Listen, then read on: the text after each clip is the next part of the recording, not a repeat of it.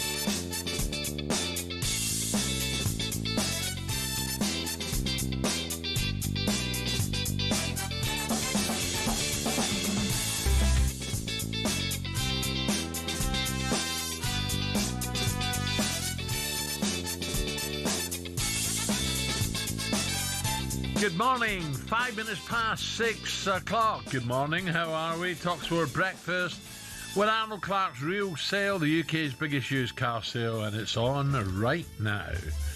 Check out arnoldclark.com. Gabby, good morning. Good morning, Mr. Brazil. How are we? Mr. McCoy's this morning, eh? Yeah, I think he's off to Marseille. Is he? Yes. Hope it's a bit warmer down there. Yes, he's doing Sick a game. of this rain. Marseille, Liverpool tonight. That'd be a great atmosphere. Always a good game there. Anyway, if you're a Liverpool fan, are you? No. Well, I was going to say, excited about this one. Are you thinking, great, here we go, big game. Is it Velodrome they call it? Yes. Marseille could turn them over, couldn't they? 100%. It's a big game as well, Al, because Liverpool in 11th position, 12 points. A win will take them into the top 8, which will be good. Don't want to leave it to the last game of the season, like Man City might have to. Yeah, I'll be honest, I just don't know what's going on with Liverpool at the moment. Well done, Burnley, getting a point like that, but crikey, 34 shots. Huh? Had like 30 odd shots. It's just, I don't know what's going on. I don't know what's happening with City. I don't know what's happening with Liverpool. I really don't know. It's unbelievable. I could easily see Al this time next season, Manchester City and Liverpool having different managers. Yeah, I think you're right. Yeah, something's going on with Pep. I don't think Pep will be sacked, but I think Pep might say, yeah. Depends. Look, they might have a strong finish, but the way things are going, you'd argue against that. They're not. You might just say, I can't do any more. Watching them recently, Al, I mean, the Manchester derby, they were terrible. No fight, no passion. Manchester United could have won by 6 or 7 or 8. Can't say 6-7. Yeah. Okay, my kids will start mocking me. It's basically a thing that kids are into now. If you say 6-7, they do this. So annoying now. What do you mean? They do that with that. What does that mean? It's like a trend, social media trend, and the kids 6-7. 6-7, they put their arms up. You mean 6 or 7? They're playing. I don't know. Well, In what context did you use it? 6. I used it in 6 or 7 goals. Well, that's nothing wrong with that. Yeah, but then if you said that in front of your kids, especially younger ones, if you said that in front of your grandkids when they're a bit older, they'll say 6-7, 6-7, 6-7. Don't Al. I don't know, mate. I'll take your word for it, Gav. Yeah, it's not great out there, mate. But Man City struggling. Very, very, very, very bad result last night. Well, Liverpool fans, Marseille, Liverpool live on talkSPORT tonight. Of course, it was a great night for the North London sides, but a disaster for City on talkSPORT. Let's hear how it sounded. Manchester City desperate to bounce back from Derby Day defeats. Can they do that here in the Arctic Circle? Hauger shoots right-footed. What a goal!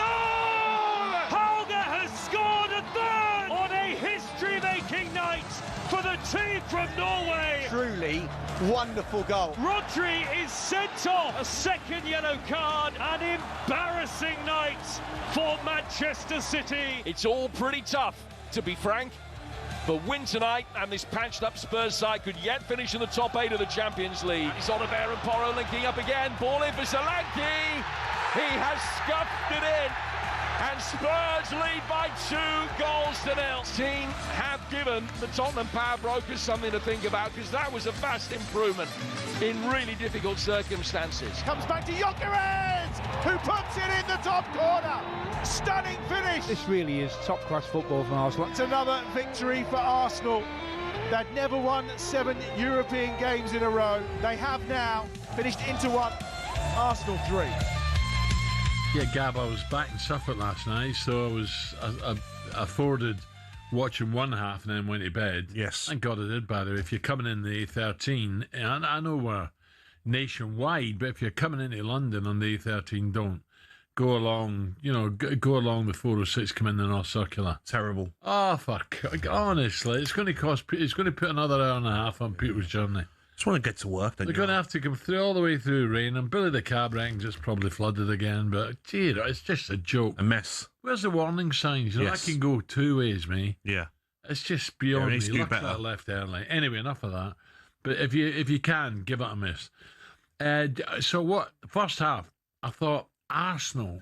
I don't want to keep going on about it, because maybe the weekend you thought, that was a bit of a disappointment, wasn't it? The Arsenal game, the result, but well done, Forest.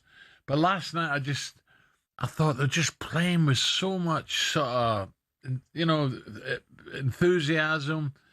They're up for it.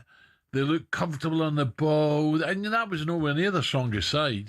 I think as well, Alan, when people have started to say, yesterday we had a lot of people saying Arsenal are quite boring, it's 0-0, it's 0-0. Not last night, though. But, Alan, when teams sit back, it's difficult to get and break them down. When a team like Inter Milan maybe think they can get something out of Arsenal, open up a little bit more. Look what Arsenal can do. Give Arsenal space and try and push forward against them. They'll punish you. Very good side, even with all the changes. Still a strong side. I feel they believe in it now. I think I think they believe they can win not one trophy, maybe two. They've gone to Inter Milan and comfortably beat them last night. Yeah. Could have been 4 or 5. Top of Serie A. Exactly. And look at the league table now. 7 wins out of 7. Top of the league. Can't be caught at the top. Real Madrid in second. Bayern third. Incredible. Paris got beat, didn't they? Yeah, Sporting Lisbon scored in the last minute. I was flicking over. I watched most of Spurs game and I was flicking over to Real Madrid and PSG game. PSG aren't as good as they was, Al. Something not right about them at the moment. Managers, let's talk about it, maybe leaving in the summer. But if I was Arsenal, I'd fear no one in this Champions League. No. What about Tottenham? Whoa, Tottenham got a much-needed win. Still no goals conceded at home in the Champions League, which is remarkable, really. Yes. But for City, you were saying earlier, Gab, Pep, what's Pep going to do? City, the horror week even worse is Bodo Glimt. With the greatest respect, Norwegians can put some side together internationally. But Bodo Glimt, give us a break against City, picked up the first Champions League win ever. That's just another one of those results the Man City fans must be looking at, thinking it's getting worse. Fizzle away, do you think, come the end of the season, if City don't win anything, they might just say, I can't do any more. I've done my bit. I've loved it, but someone else has got to take on. We'll go into Man City a lot later, but about the transfer situation, about how much they can spend, which is frustrating me. But I look at their results this year, Al, since January the 1st. Drew against Sunderland 0-0. Drew against Chelsea 1-1. Should have won that. Drew against Brighton 1-1. 2-0 defeat to Manchester United. 3-1 defeat to Bodo Glimt. Obviously, I've not mentioned the Carabao Cup and the FA Cup because I feel like they should be winning those games. But out of 5 games this January, the Premier League and Champions League, no wins. Haaland's not really scoring.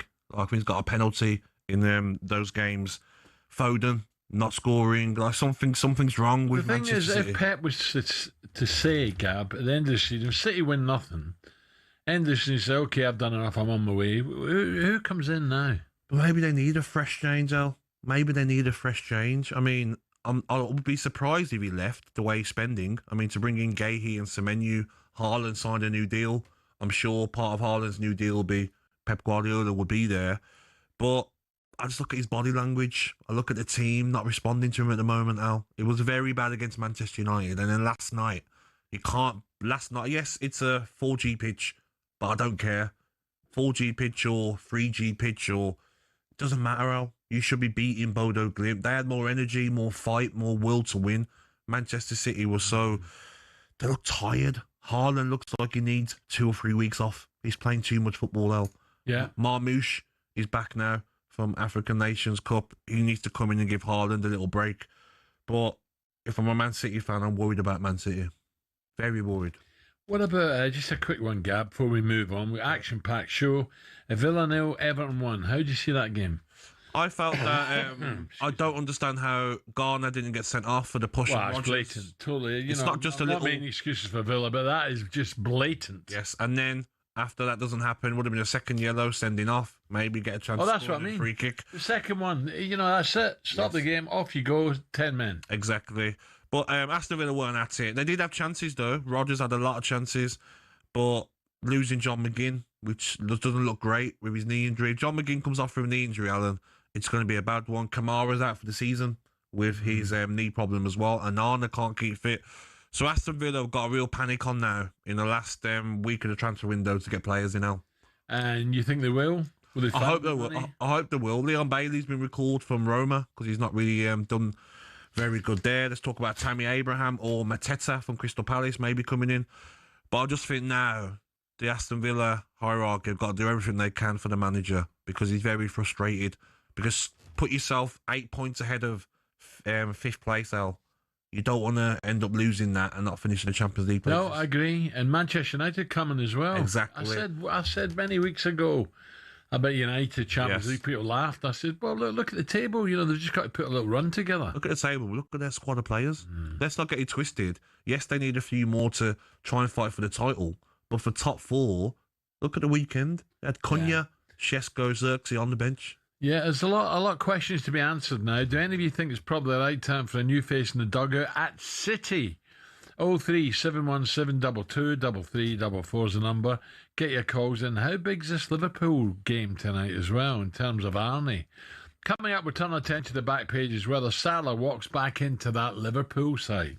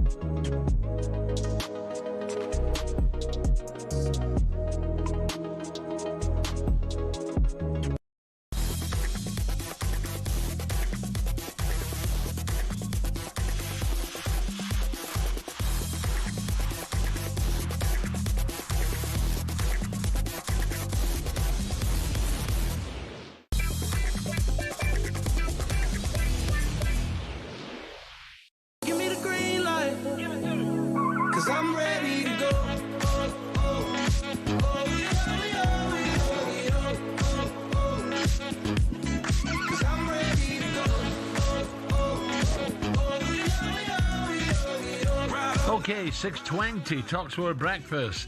Alan Brazil and Gabby, right, a bit of green light to get this Wednesday morning going. We're playing it because Luke Littler is 19-year-old today. Just 19, wow. Can you believe it? Very happy birthday, Luke. Yes, happy birthday. And he'd be happy, Man United fan. So just to run you through a list of his achievements so far: two-time world champ, UK Open winner, World Match Play winner, Grand Prix winner, Grand Slam medal. Well, he's won them all, hasn't he? Saudi Masters, over $3 million in earnings. Whoa! Signed a sponsorship deal worth $20 million. Gab, what amazing! He's 19. Deserves every penny. Signed a £20 million deal as well. Yeah, a few days ago. So deserves it. Do you think what you're doing at 19? I was just breaking in the first team, really. Yeah, same here. I just broke into Villa's first team, but yeah, hopefully others can follow as well. There's a young Scottish kid that's doing well. Ali mentioned at the darts. Oh, yeah, there is. Yeah. He mentioned it yesterday. Right, let's look at today's back page with someone who looks 19.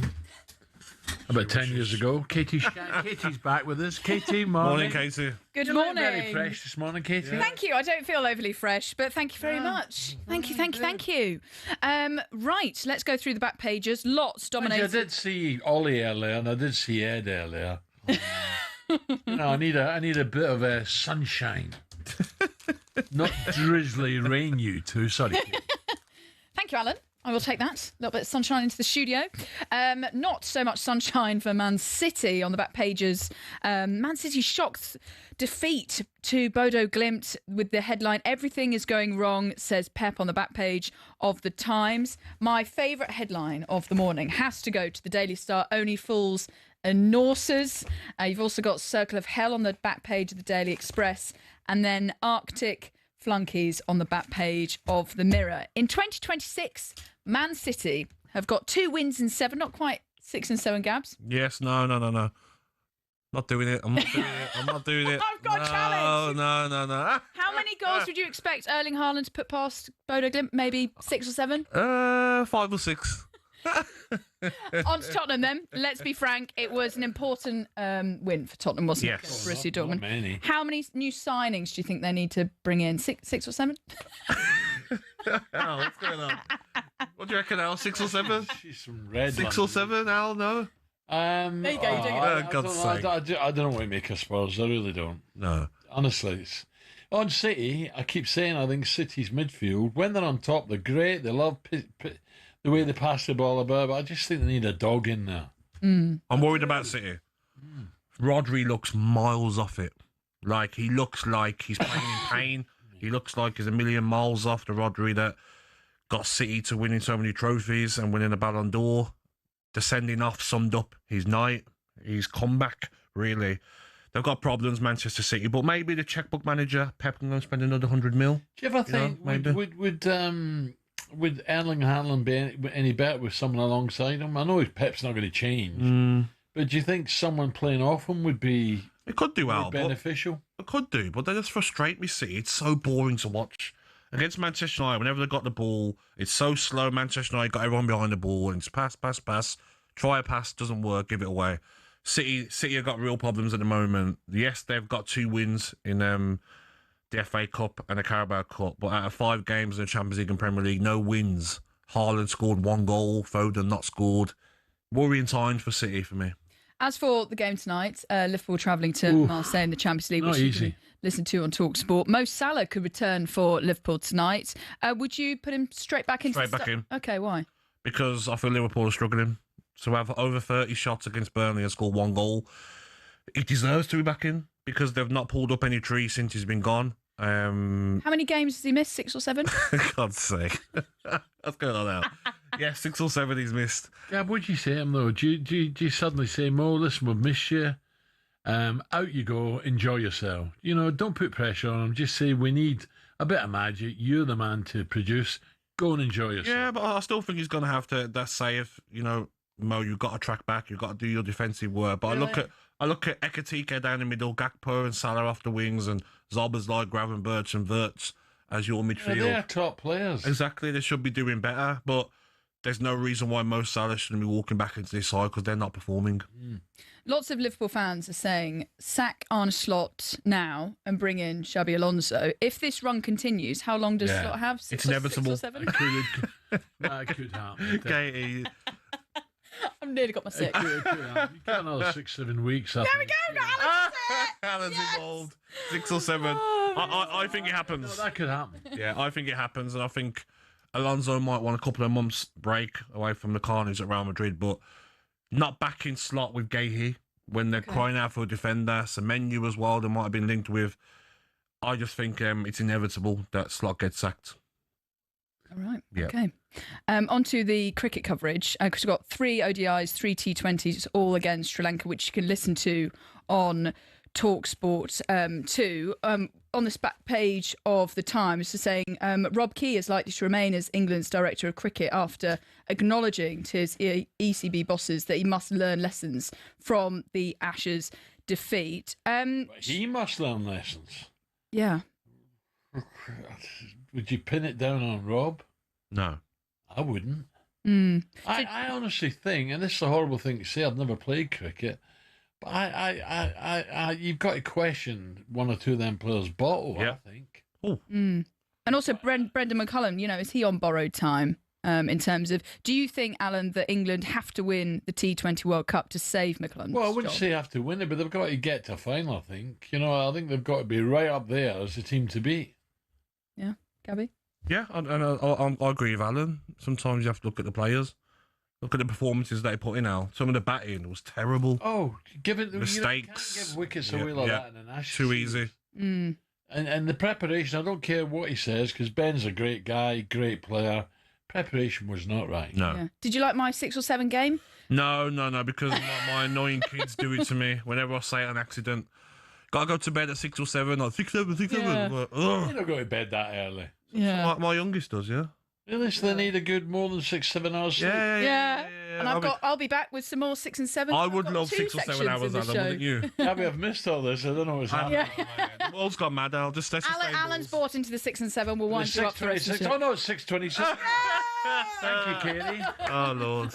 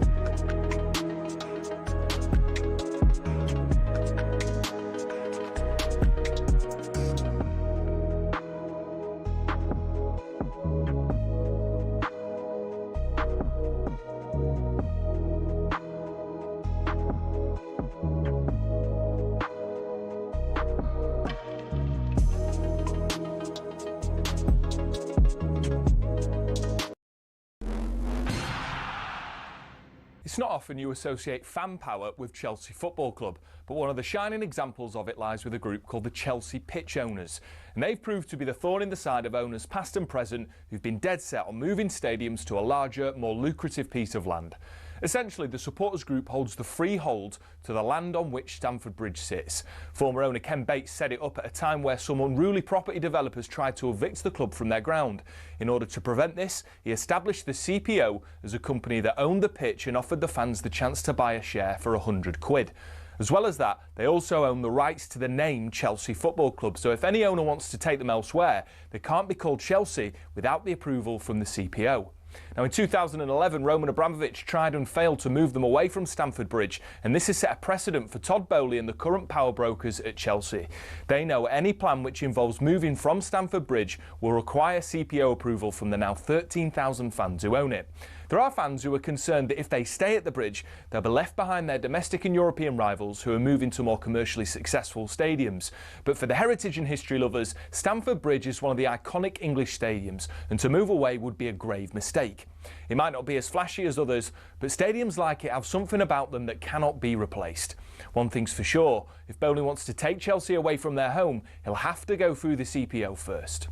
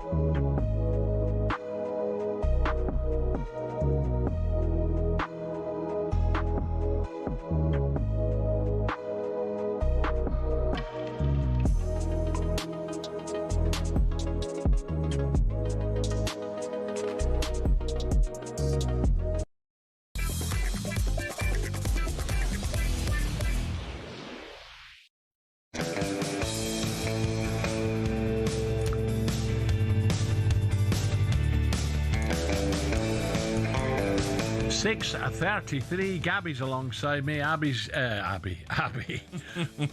on his way down to Marseille. What a big game that is for Liverpool. Big game. Tough game as well, Al. That's a place I've never played.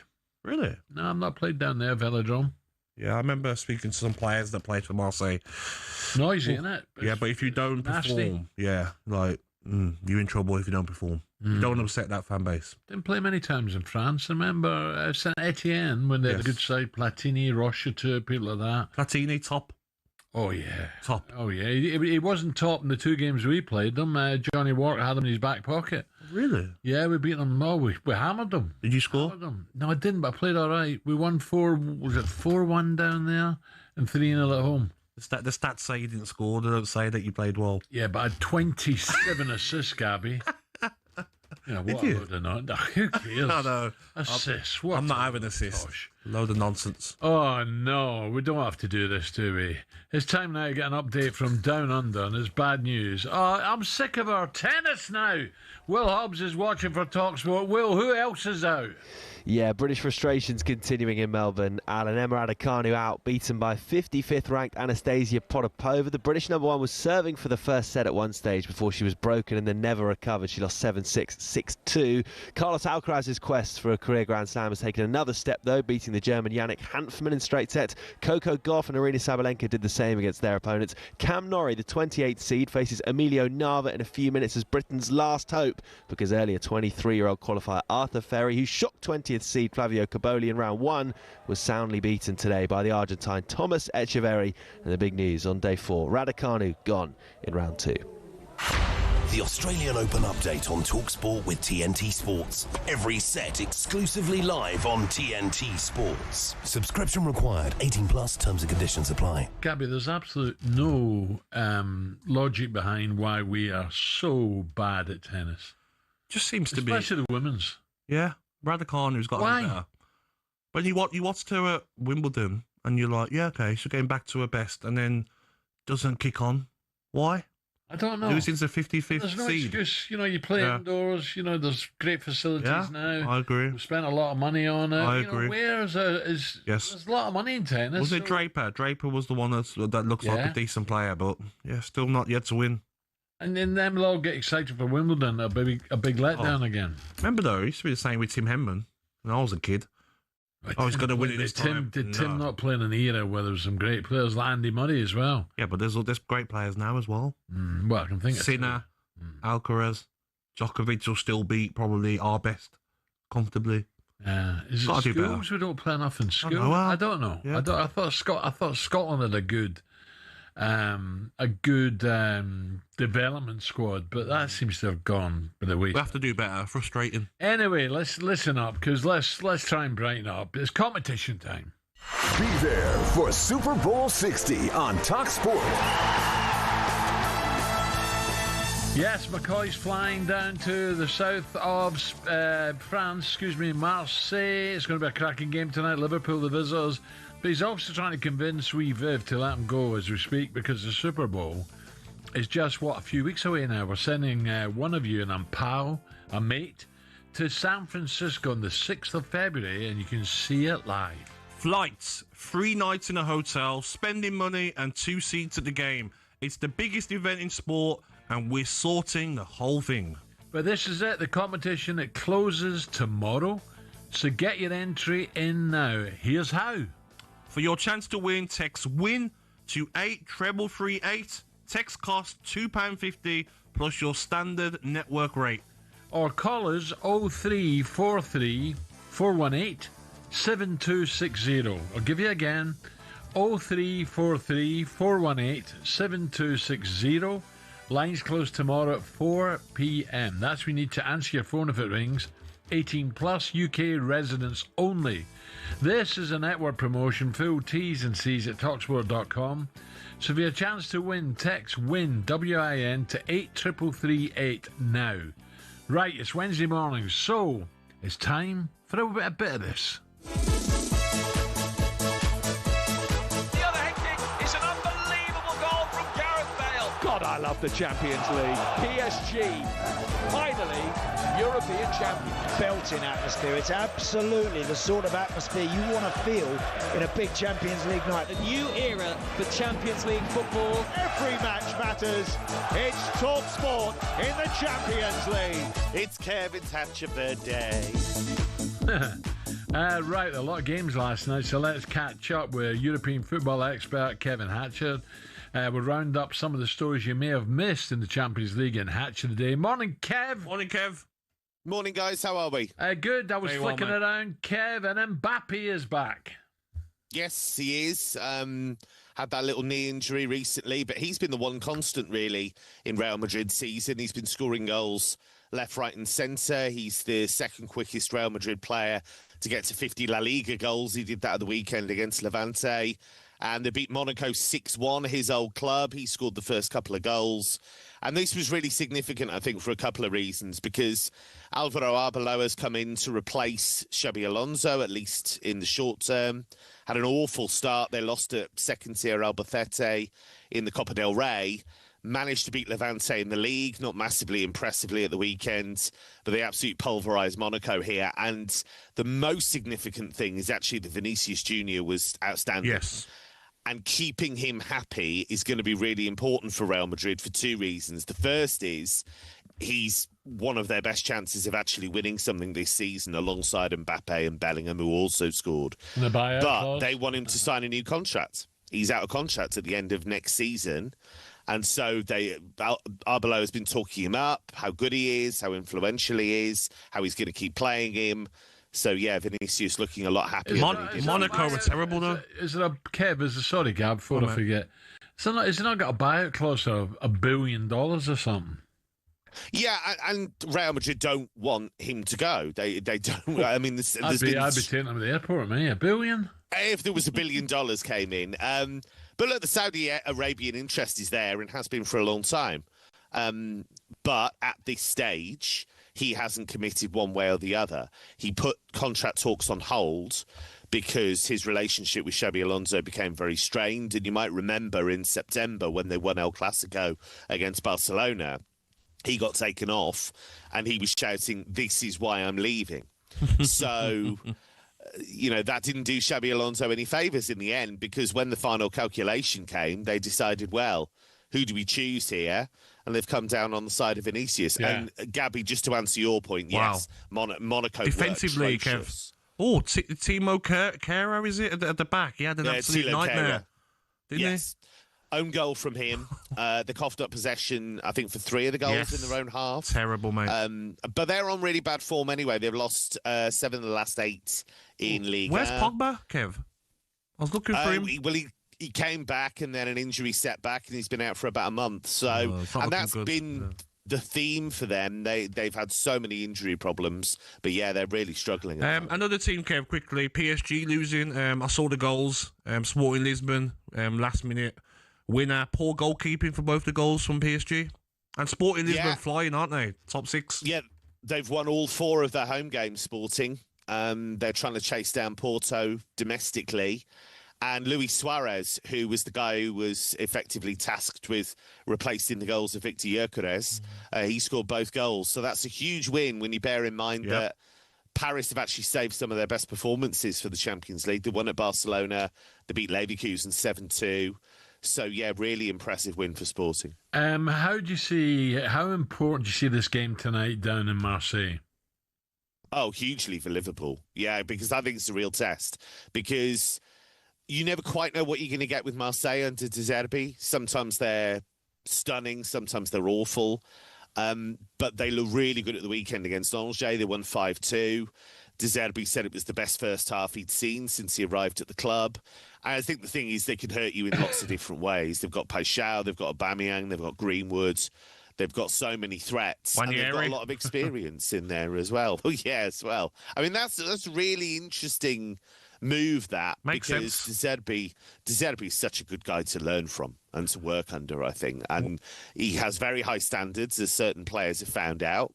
But it really looks like a De Zerbi team. Yes. And he got them playing his way very, very quickly. We talk about philosophy and things like that a lot, and our managers too wedded to their philosophy. Well, he's wedded to his, but it works, and it produces great football. I'm looking at his race for the top 8, Kev, and I'm looking at Manchester City next week. They've got Galatasaray at home. If Galatasaray get a result tonight, then it's winner takes all next week maybe. But Liverpool need a result tonight as well to creep into that top 8. It's going to be an exciting week next week, isn't it? Yeah, and there's so much jeopardy on so many of the games, and that's why this format has worked quite well, I think. You get big hitting games every week, every match day, and then you've got real jeopardy all the way down. This is really tough, I think, for Liverpool, this game in Marseille. Manchester City, I mean, that result against Werder Glimt, I know people will look at it and say, what a dreadful result, and to some extent they're right. But this has been coming in a way from Werder Glimt, because in the last few years, Kjetil Knutsen, their coach, has done a phenomenal job. He's taken them from being, also-rans who'd never won the league to multiple league titles. And they beat Roma 6-1 in the Conference League. They've beaten, Porto, Lazio. They've beaten a fair few teams. So they're a proper side. And the quality of the goals, I thought, was excellent. Yes, agreed. Kev Livingston, thank you. Thank you, Kev. Top man. Of all the big games, of course, Chelsea as well in action against Paphos. Right, still to... And Newcastle, big games. Of course, Newcastle as well. PSV at home. And Newcastle just stuttering a wee bit at the moment, or not? Yeah, they are. I'll say yesterday, Alan, Anthony Gordon, been over a year since he last scored an open goal in the Premier League. Incredible. Open play. It's too good for that. Exactly. Right, still to come on breakfast. Superstar Breakfast preview on talkSPORT with Travis Perkins. Download the new improved app to easily manage your accounts and quotes. I say I don't like cricket. Oh no, I love it. I don't like cricket. So there's probably a few England fans who don't like cricket after the Ashes, but they're back in action tomorrow on talkSPORT 2. Harry Brook takes the ODI side to Sri Lanka, but There have been no wild nights in this tour. They've been slapped with a midnight curfew. Somebody definitely would have broken that is the legendary David Bumble Lloyd, and he'll tell us exactly what Brendan McCullum needs to do to convince the fans that he is still the right man to lead England. That was our breakfast preview with our good friends at Travis Perkins. He said, I'll give you $1. Superstar Breakfast preview on talkSPORT with Travis Perkins. Get free next day track delivery. Head to travisperkins.co.uk or download the app.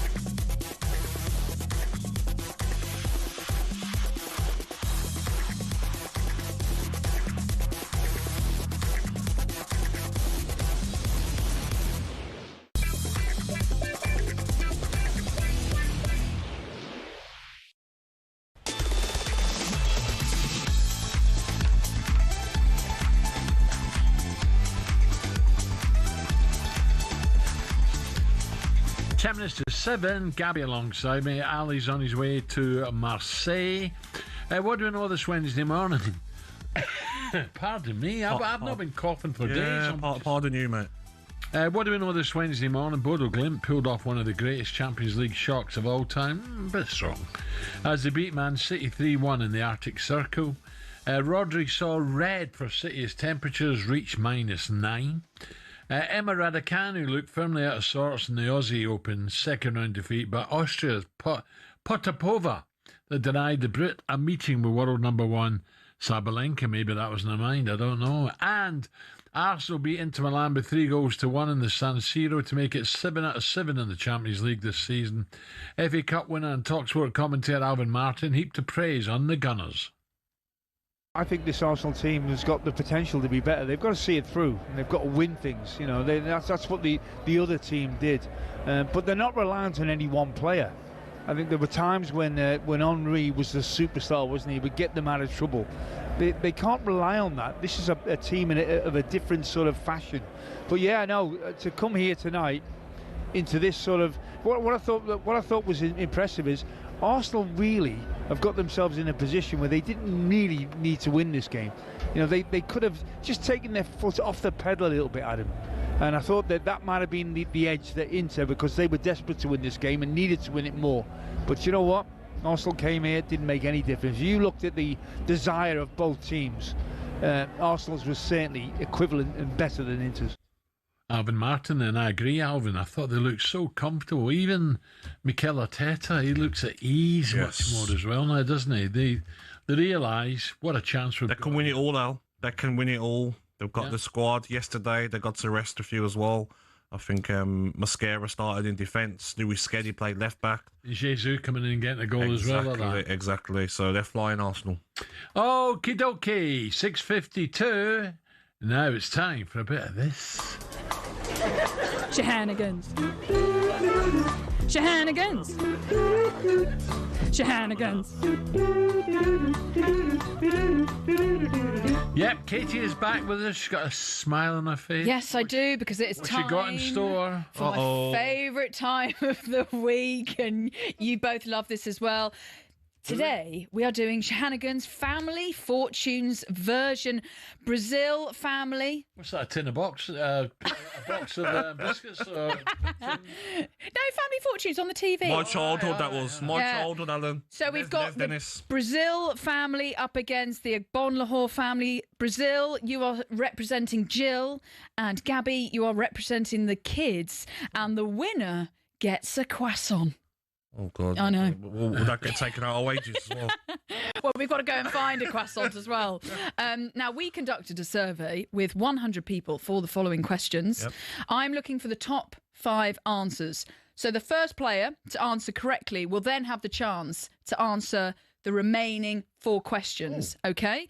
If you get one wrong, you will hear this sound. Okay, so what you want to do is answer it correctly, and then you have the chance to answer the rest of the questions. If you answer it wrong, it will then be passed over to the other player, and the player with the most points wins. Don't look at the answers. Sorry. He does it all the time. Gabby! I couldn't see. Okay, are we ready to play talkSPORT's version of Family Fortunes? Let's do it. Come on, Agbonlahor. Okay, right. Name something in a bakery that a baker might call his wife. Oh. Oh, cake. Very close. Cherry tart. That is the incorrect answer. Alan, any other ones apart from that one? Call his wife. Donut. No. Right, wrong. Okay, both wrong answers, so we've got to move on to the next one. What's something you'd keep in your car just in case? De-icer. Water. Correct. Food or water is on my list here, so Alan, you have the chance. You have the chance to answer the rest of the 4. What are you going with for your other 4 answers? What do you mean? What am I doing for? So other 4 answers for something you'd keep in your car just in case. Water and 4 other options. Okay, I'd go a duster. That is wrong, so it goes over to Gabby. De-icer. That is also wrong. No one has the ISO in the car. Is it just me? Yeah, so the answers were money. That was the top In your one. car. Yeah, all right, in London. Yeah. Food or water. So, Alan, you got that one. Then the first aid kit. Oh, get on. Spare tyre. Phone charger. No. Map. What's going on? I have a phone charger. And by the way, just to go back on the one before, the name something in a bakery that a baker might call his wife. The answers were honey buns, his oven, sweetie cupcake. You were so close. Oh, where you go. Sugar. Who are these cheesy people that work in the bakeries? Okay, number 3. Let's try and do a little bit better because we've been awful so far. Okay, cool. Name an occasion for which you might wear your lucky underwear. Valentine's Day. Oh, I don't know. We're going to have to go to VAR. Who got that one? Ollie. We said 2 different things. Alan, you got the VAR call. Right. First, yeah. Okay. What did you say? I said first date. That is. Oh yes. It says date here, and the survey said 30. So that was actually the top answer. So the other 4. What are the 4 answers you're going to go with? Lucky underwear. Where are we thinking? Where could it go? Lucky underwear, you would wear it if you're a sporting event. Correct. That's 2 out of the 5. Very good. What are your other 3? Sporting event. Lucky underwear. Come on. Lucky underwear to a sporting event. Yeah, players must do that. I'll give Gabby a go. Did you not have lucky boxers? I'm thinking lucky night, like Valentine's Day. You get your best boxers on. No? Yeah, that's what we said first date. Doesn't have to First just. date isn't Valentine's Day, though. Well, it might be. Different ones, aren't they? Anyway, Alan, you've got 3 other chances. Where are you going? So we've got sporting event, first date. Going racing. Having a bet. Oh, yes, bet. Gambling is on here. So 3 out of 5. Very good, Alan Brazil. And your 2 other places. 2 or other places, lucky boxers. Events. Wedding day. He's given it to you. Engagement. Casino. Well, he's given Anniversary. You wedding night. Gabby actually gave you that answer. Wedding night, lucky boxers. Yeah, so that you can get lucky. To get on your wedding night, ain't you? You don't know. Okay, Alan Brazil, the last answer was job interview. So, all right. Yes, there we go. Okay, so I think you're currently in the lead here. The production crew are keeping scores. Say that again? Gabby's at 6. 68-0. Alan is leading 68-0. Okay, right, last question, because I don't know how you're going to pull this back, Gabby. Name something that might be full of holes. Cheese. Correct. Oh, no. That is the top answer on the survey with 40. Now you've got a chance to get the 4 other answers. What are they? A jumper. Clothes. Clothes, yes, that's correct. Clothes, 16 on the survey. Dartboard. No. Gabby. Alan's pockets. Because he doesn't ever get a drink in. Your pockets. Space. No, that is the wrong answer. That's too clever, that one. Far too clever. Gabby, any other signs of a comeback? Not really, no. Socks. Say that again. Socks. City's defence. No. Okay, no, the final answers. The top one was cheese. Well done, Alan. Then clothes, story, full of holes, fishing net, and a golf course. Oh. There we go. So, scores on the doors. I have a feeling. Easy. I know. So Alan Brazil has won 124-0. Well done, Alan. Well done. My dad will be proud of me. He won't speak to me again for another year. Cheers, Dad. Congratulations, Alan Brazil. You have won yourself a croissant. I tell you what, I'll give him a croissant. So hold on it, Gab. You can have some butter on it. Lucky boxers, and you said sporting event. Right. Stick it in the microwave for 6, 7 seconds. Kitty, thank you. Coming up at 7 Lucky o'clock. boxers for sporting event. Shenanigans. Shenanigans. Shenanigans.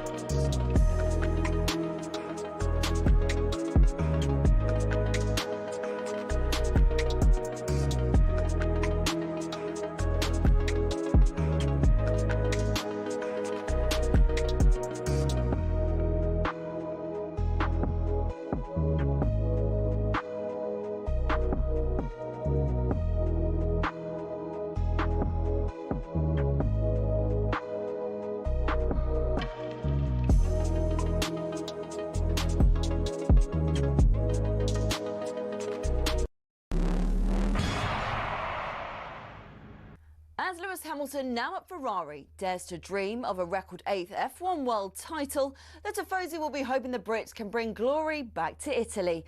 To many, Ferrari and Formula One are inseparable. They're the only team in the sport today to have competed in the first World Championship in 1950, are the most successful team in history, and have built some absolutely gorgeous cars. Their first driver's title was won in 1952 by Alberto Ascari. Considered one of F1's most dominant and best-loved champions, he drove the iconic Ferrari 500 and defended his title the year after. It was Juan Manuel Fangio in his Ferrari 250 who secured the team's next driver's title in 1956. Remember, he was world champion 5 times with 4 different teams. Mike Hawthorne, Phil Hill and John Surtees also won titles for Ferrari in the 50s and 60s, and the cars back then were beautiful, and they even sounded great, didn't they?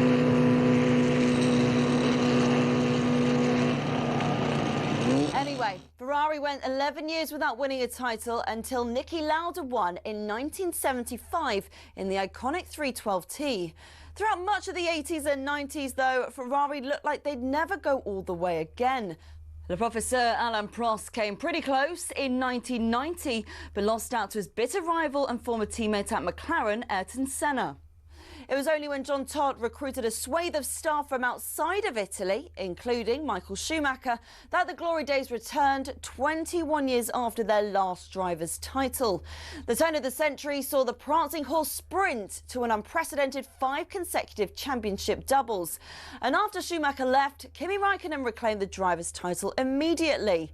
But despite employing 1,500 people, the Iceman remains the last Ferrari world champion.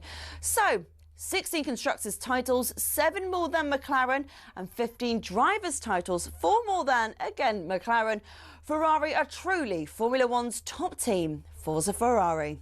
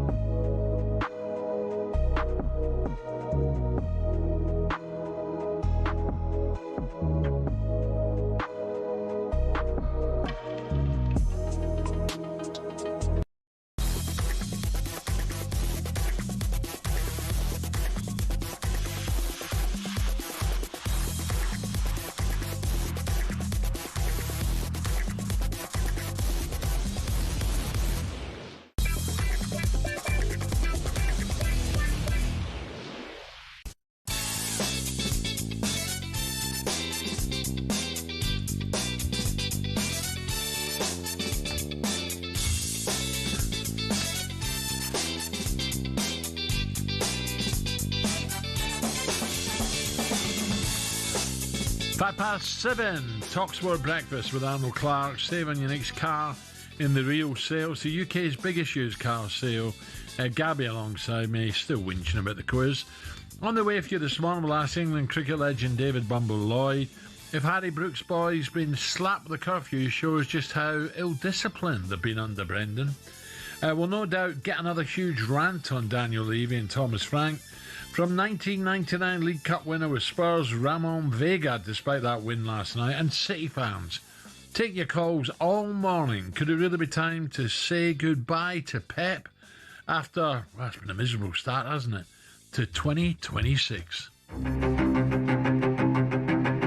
thrilling game. Ignore the scoreline, which has finished Sunderland 0, Manchester City 0. Manchester City 1, Chelsea 1. Mitoma wants to shoot and does, and scores. It's a terrific equaliser for Brighton. You know, 3 draws on the spin. Man City kind of don't have enough. If this was Arsenal, we'd all be saying they're bottling it. Yeah. So we've got to say Manchester City are bottling it at the moment. The teams who don't give up and the teams who are still there. So all you can do is put pressure on ourselves to do better. And on the day that Manchester is at its most divided, it's the red half of the town that looks united. The 3 games we had in Sunderland, Brighton and Chelsea, that was the key. Manchester City desperate to bounce back from Derby Day defeat. They are a little bit fragile like they were last season in certain period, but... Oh, this shoots right footed! What a goal! What a moment! Hauge has scored a third! And just days after being defeated in the Manchester derby, City are stunned in the Arctic Circle by Bodo Glimt. Yeah, remarkable, really. Just 2 wins from 7 so far this season. This year, sees them 7 points adrift to Arsenal in the title race, and last night suffering the ultimate humiliation with Bodo Glimt, beating them 3-1 up in the Arctic. By the way, I've just seen the goals. 2 cracking goals from Bodo, weren't they? Let's take nothing from them. The third one was very good. Beauties. Yeah, but too easy, Al. Yeah, it was a Norwegian minnow's first ever win in the Champions League, which begs the question, is Pep's time, is it coming to an end? Are we been a bit harsh here? Still second in the league, still a lot to play for, Gab? Listen, there's still a lot to play for, but it's performances. You know, no win in the Premier League. 4 Premier League games so far since January the 1st. No win. Haaland, 1 penalty against Brighton in those games. Foden, no Premier League goals in 6 since mid-December. I don't know, Al. I'm just watching them at the moment, and it's not looking great at Manchester City. The standards that they've got, the manager, the money they've spent. If you're the Manchester City owners, you're like, oh, we're giving you everything here, Pep. Come on, we need more. John is now for more of whether things look perhaps coming to an end for Pep at City. The Guardian's Manchester correspondent is out in Norway. Jamie Jackson. Jamie, are we a bit harsh here? Can City come again? Good morning. A bit harsh? No, I think it's fair enough to ask these questions because that's kind of how football is. You mentioned the standards there that City have set, and they're not kind of near them at the moment. I actually asked him yesterday evening after the game, you know, did you feel your team was as flat as it was in the Derby defeat on Saturday? And he said no. Pep sort of said that he believed last night's performance was better. I didn't think it was. Now, listen, Bodo Glimt were very good because not only did they beat them 3-1, it could have been about 4 or 5. And throughout the game, I was looking for signs when they did go into the lead for them to maybe sort of realise what they were on the brink of doing, you know, beating Manchester City. And it just wasn't there. They were in total control. They played really well. They're a good team. Surprisingly good, really, considering the resources. But, you know, I'm looking through the team and I'm thinking, who's actually playing well there? And Gabby, you just sort of touched upon it. Haaland, you know, isn't playing well. There was a chance, for example, towards the end of the game where it was like a volley and he just sort of hoofed it over. Obviously, he tried to score, but it just didn't look great at all. It almost looked like he didn't have the conviction, which is not like him. Foden, you mentioned. They missed Núñez yesterday because I think he's ill at right back. That's an issue for them if he doesn't play. Yes. He played Nouri, who's usually a left back, at right back. Wasn't great. O'Reilly down the left. You know, I could go through the whole team. Wasn't good either. It is a little bit concerning. I mean, they've got Wolves at the weekend, so you probably think they're going to win that for all the obvious reasons. But it's an interesting moment. I mean, you say about, is it the end for him? And, the owners spending money. They have just bought him Mark Gahey, yes. So that shows to me, they're backing him. But, it's football. He himself was very calm in the press conference, which I took as a sign that, he understands. He still thinks his team is growing and developing. So that's kind of his view, I think. What about Jamie? I mean, you talk about Haaland, no goal from open play in a month, 1 penalty in his last 8 games. Obviously, he's not firing. I think he needs a rest personally. Maybe Marmoush should start a couple of games and give Haaland some time on the bench just to get his legs back. But the main problem I've got, mate, is Rodri. And it's hard to criticise Rodri for all he's done in his career. But I don't know if he's still struggling with an injury, but he looked poor against Manchester United. Last night looked poor. 2 silly, immature yellows. And the third goal, the player just drifted past him with ease. 100%, Gabby. He was the one player I didn't mention there when I was sort of breaking down the team. You're right, that he is a concern. Now, obviously, he's been injured for a long time. First with a serious knee injury and then sort of ones as he was getting back. But yeah, I mean, the third goal, the player just goes past him. You know, it's like he wasn't there. It literally was like he wasn't there. And then the sending's off. As the captain, okay, listen, you two are top pros. You maybe do one of those professional fouls, yes, to sort of stop the counter-attack. But the second one you don't do because you know what's coming next. And again, Pep sort of protected him afterwards when we asked him about Rodri. But he is a concern because I actually thought, because they're kind of flying, actually. If you look back to the form, they were flying before he came back to start playing. It's almost like he slowed them down a bit. And I thought it'd be the other way around, like maybe we all did. You know, he comes back, it's kind of the icing on the cake, yes? You know, the sort of main man in midfield. So it's obviously very early to sort of say if he's going to be the same player again, but it is something that I think everyone's having a look at, because it's not, you know, it's really unfortunate. No one wants anyone to get injured, of course not, but it is a concern for them. So you are completely correct to pick. And about Haaland, you're right as well. I that's a very good shout. I think maybe just take him out of the team for a game or two, give him a break, because Marmoush is absolutely sort of really wanting to play. Spot on, mate. Do you know, I keep saying myself, careful, you know, with Pep. You know, don't be writing Pep off yet. You just see, if for instance, say United got a result against Arsenal, City wins, City somehow go on a run, Arsenal have an odd couple of games, they're back in it, you know. But I don't see signs of that happening, Jamie. Yeah, no, you're right, Al. I'm certainly not writing off Pep Guardiola. And listen, as someone who's in and around him quite a lot in press conferences and at games, he isn't sort of saying to me, you know, he seems up for it. So you are correct. And yeah, I mean, United are at Arsenal. I fancy them to get something there. It's not a good hunting ground for them. Yeah, I don't think they've won there, United, in the league anyway for about 3 or 4 years. But if you saw that derby display, Carrick's surely going to be saying to them, look, just go out and do the same. Maybe tinker with it a little bit. But so yeah, you are correct. And actually, there was a time in the season when Arsenal had a bit of a wobble, and that's when City came back into it. So I think that's probably going to be the pattern for the rest of the season. I don't write City out of this title race, but I don't think they're going to lose to Wolves. But I don't think they can afford to lose really too many games, to be honest. And they have to go on a run. Yeah. Jamie, listen, we'll let you go. Safe on, Jamie. Back. Jamie, yes, sure safe flight, mate. In Norway, up in the Arctic Circle, you look as if you're in Honolulu. Have you seen the shirt he's got on? Aloha, Jamie. Aloha. Thank you. There you go. Right, Jamie Jackson there, the Guardian, heading back. Do you know what I mean by that, Gab, before we break? Yeah. Travel coming next. It's a dangerous thing to write City off. If Arsenal have a little wobble, you can't see it at the moment. You can't see City pegging them back, but it's football. You know what? Gahey's coming in. Semenyo's already there. They will be better, but still, defensively, they look so open. I mean, last night could have scored 5 or 6. Bodo Glimt. Manchester United could have got 6 goals in the game. So I just think Arsenal's so strong, and I think Arsenal win the title comfortably. Comfortably, okay. Yes. Coming up 7:15. Katie coming up then. David Lloyd.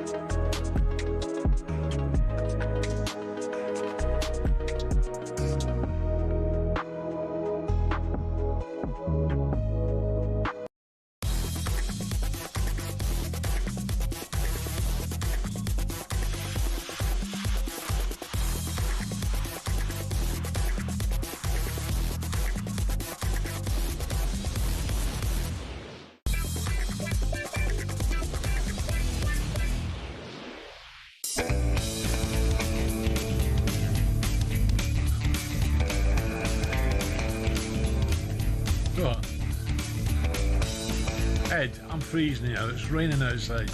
Anything for me? Come on, Ed. No, it takes him 20 minutes to download a song. Oh, dear. They've got to go and ask if you can play it, and there's rights on the song. Who have you got your ass now, Ed? Don't listen to him. And now on Saturday, certain Gabby tweeted, let's get it down to 4 points tomorrow. Up the Villa. Old news. Pride of the Midlands. Old news. Why But just 24 hours, his mood has shifted, and he tweeted, title race over because of PSR, punch, and thumbs up emoji. Well, unfortunately for you, Gab, football finance expert Stephen Borson had this to say. Stephen. Well, I think for Villa, it's not an excuse. I mean, it is the reality. First of all, they are already under a settlement agreement with UEFA, so they are severely limited in what they can do under that settlement agreement. They could breach it, but they risk being banned from Europe, which would be obviously counterproductive. Laid on top of that, you've obviously got the PSR situation. They're right on the edge of PSR. It's not going to be much better this season because they're in the Europa.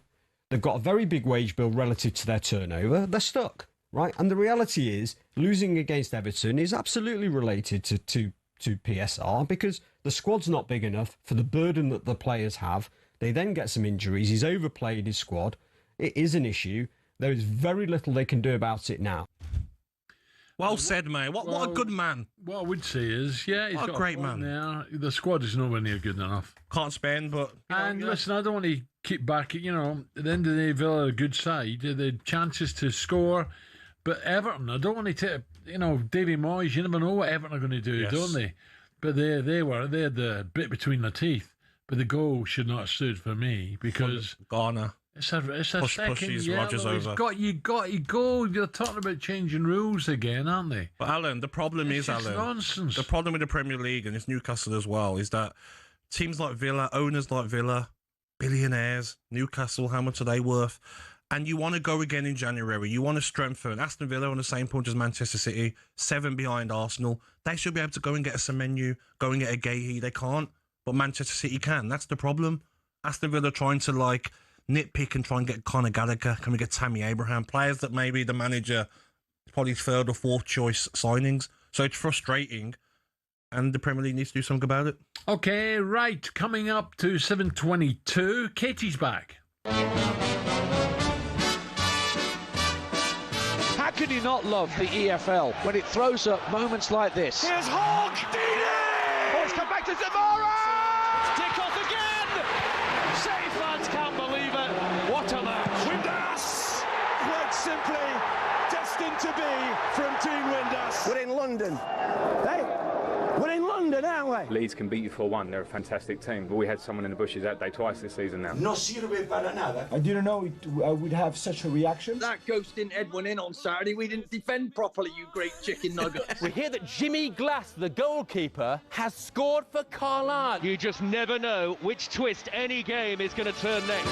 Must I forever be a beggar? Katie's back to bring us all the talking points from the FL last night. Katie, what we got? Yes, well, you'll be pleased to see that. Go on, you tractor boys. Town are flying. They beat Bristol City last night, and they are closing in on Coventry City. I mean, they are 8 points behind, but bearing in mind the start that they had, they've certainly kicked on. Now 4 wins on the bounce, 6 unbeaten. So, Alan, are you planning for the Premier League next season? I hope so. We don't have to win it. I was there last Saturday, and it was pretty comfortable, to be honest. And I watched a bit of it last night. Looked comfortable again. And Bristol City are okay.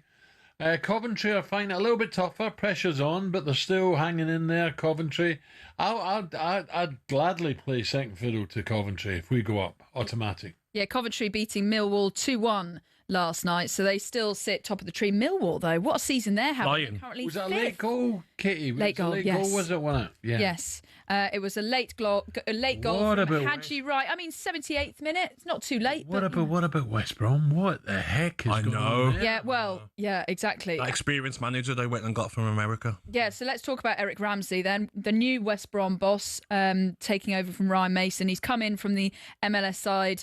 Minnesota United lost 5-0 in now his second league game in charge of the Baggies. 8 goals conceded in the last 2 matches. The players are not having it. They're not having them. Simple as that. Yeah.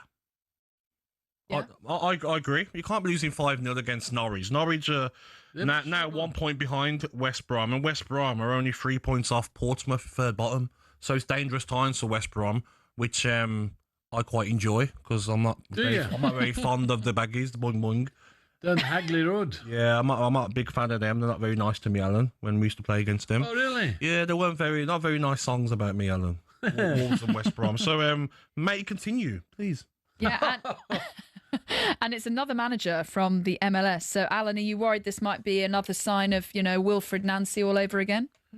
Well, it looks like it, doesn't it? It does. It looks like it.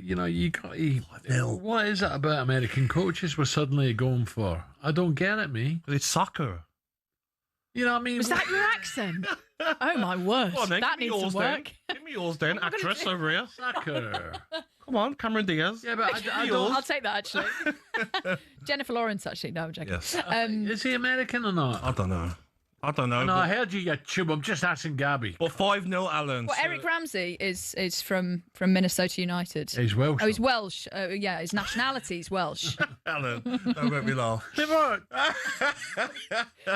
Should we move on? Because there's actually another thing brewing in the EFL. More discipline issues for Osmajic. Have you seen this? 8. Oh, yeah, I heard about this. Yeah, so it was an 8-match ban for biting Owen Beck in their game against Blackburn. So that's 8-match ban. Then 9-match ban for racially abusing Hannibal Mejbri. Now he's headbutted John Lundstrom.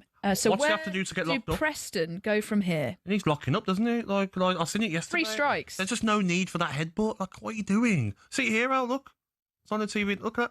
It's not, obviously it's not a crazy headbutt, but it's not a little. He leans into his nose. No, that's nasty. And when it looked like he's pulling his jersey off, what have I done? The manager must be like pulling his hair out. Yeah, Paul Heckingbottom. Just like, what's going on here? Well, you can't trust him. Simple as that. Well, he's not learnt his lessons, has he? No, he's got to go. Strike 3 like that, he's got to go. See you later, mate.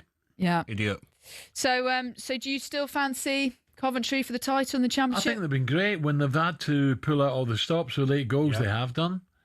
And I think, although did I see Frank not linked with a job today? Frank Lampard? He wouldn't leave this job now. Surely he'd stay with Coventry and then see them in the Premier League. Would he go with Palace? No. Surely he wouldn't now after the job he's done at Coventry. It's got to be a real big job. And I think like what he's doing at Coventry has been outstanding. And I'm happy for him. I remember speaking to him last season. By the way, they've not got a fantastic squad either, Coventry, have they? No. But I was trying to get him on last season. And he said, once we achieve our goal, then you'll come on and come on to the breakfast shows. Hopefully they get promoted. And they're playing some really good football. What is it? 18 games left. So I'm sure they'll get it over the line. Yeah. Just looking at some of the other results as well. Coventry, as you say, Coventry, Ipswich, good result. QPR, I thought they might nick a win at Oxford. But Hull are flying now. Hull are. Yeah. Beating Preston 3-0. Yeah. Before the Osmajic red card in the 95th minute. And Stoke Middlesbrough is the big game tonight, isn't it? Is it tonight? Stoke Middlesbrough, big game. Yeah. 8 o'clock kickoff. Yeah, so tonight in the Championship, you've got Southampton hosting Sheffield United. You've got Watford hosting Portsmouth and Stoke City up against Middlesbrough. 8 o'clock kickoff for that one. I like a bit of the EFL. Yes. Good, so do I. Yeah. Yes. Big crowd at Ipswich again. You know, they're well supported home and away. So. Where did you sit on Saturday? Was it corporate or with the fans? I sat with a friend of mine from Inverness, who's the boss of Halo, who sponsors the SPL. Yeah, answer my question. And he will be sponsoring Scotland Rugby as well. Can you answer my question? Yes. Where did you sit? I sat in the Halo box. Oh, a box. Oh, very nice. Yeah, box. What sort of food? Fancy prawn sandwiches? Gabby, to be honest, I was too busy talking, didn't eat. Oh. No prawn sandwiches or? No. It was very, very, how can I say, sensible. It wasn't over the top. Oh, well done, mate. That was good. Yep. Great view and great atmosphere. It was good. Yeah. Ipswich got a great start and just never looked back, so it was fantastic. Must be nice. Must be nice. Well, now and again, when you get invited, Gabby, you got to go now and again. You get invited all the time. Hey, you know what? We all can go as a breakfast crew. Exactly. Portman Road, Alan can show us round. Yeah, Villa against Ipswich. There we go. Stop at Alan's mansion. Yeah. I don't think so, Gav. And just a reminder, time is running out to enter a competition for your chance to be the Super Bowl. Tickets, flights, accommodation, and £2.5 spending money. Just head to talksport.com/win to enter. Coming up, we hear from Harry Brook, who is a top player, by the way, who's speaking for the first time since the news broke that he was fined by an altercation with a bouncer in New Zealand. The problem was he couldn't handle the bouncers too well in the Ashes, could he? Is there a drinking problem in the England team? We'll find out. That's coming next.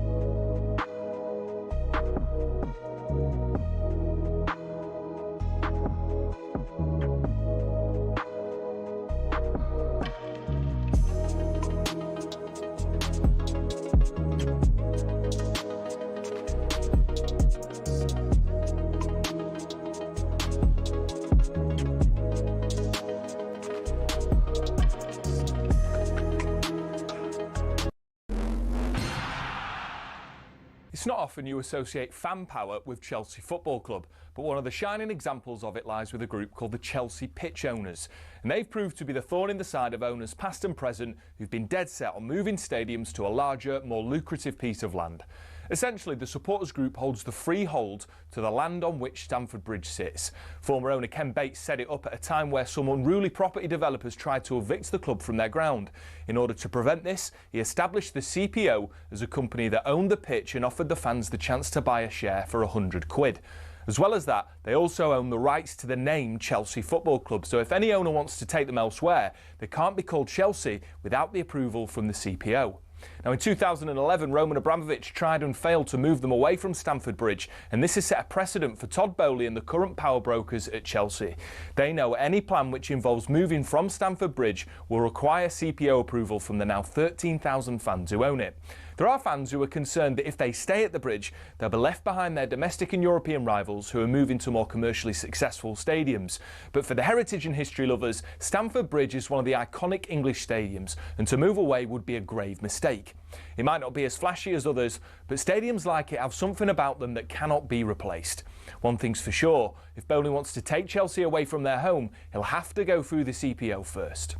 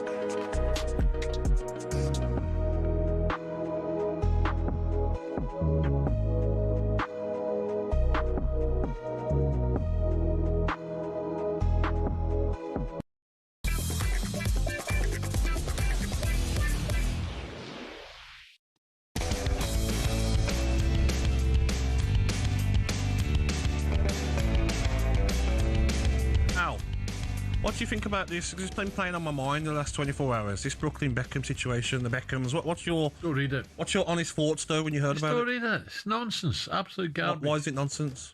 Who cares? There's a lot going on in the world. The world's a dangerous place. We're worried about a billionaire's daughter.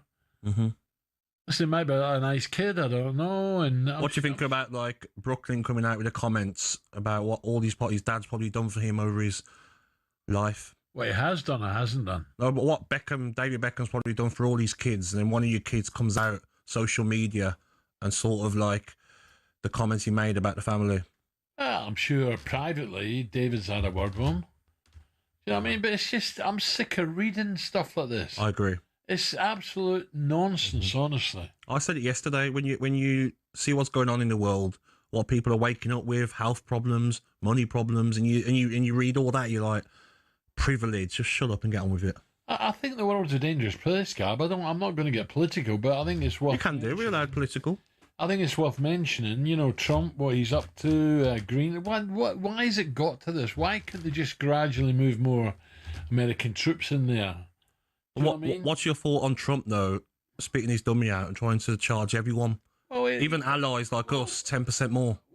You got to be careful whether you're for him or against him. But what I would say is, he obviously knows a lot more than we do about it if there is a threat. But I think Russia have got enough on their plates. Yeah. With Ukraine, never mind Greenland and the rest of Europe. But the way Trump's acting, do you think that would yourself boycott the World Cup? Should we start boycotting the World Cup? No, I think sport should be totally different.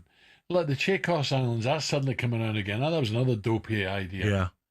But then you could say, well, what about Gibraltar? Yes. And you think then you go into the Falklands. You know, we're best to stay out of it, to be honest. Yeah, but it's difficult, really isn't it? Feel that. It's difficult to stay out of it.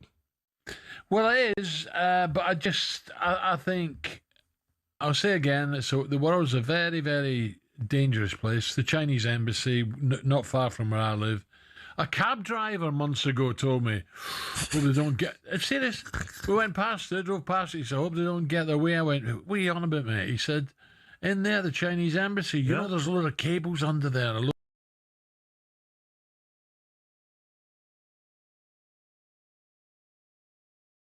That they'd run right under that building. I went, really? This is a cab driver, tell me. Wow. You know the stuff, don't you? But are China a big threat to us? Are they? Do you think so? I don't know. There's a lot we don't know about Gab, you know, but I'm just getting sick of it. Maybe at 8 o'clock we can go into more detail about the problems. I don't think so. What would you do, though? Because all these very, very... Oh, he wants to dump it. So he doesn't want to talk about it. What would you do, Al? He wants to talk about the Russian Revolution. Al, Zhivago now. What would you do, though, if it was one of your kids? What would I do? Sorry, I can't listen to both of you. Shut up, Ollie. Gabby, you were saying? What Brooklyn Beckham's done, imagine that was one of your kids. How hurt would you feel? Very. You would, wouldn't you? Yeah, your very. Flesh and blood. Yeah, speaking out like that.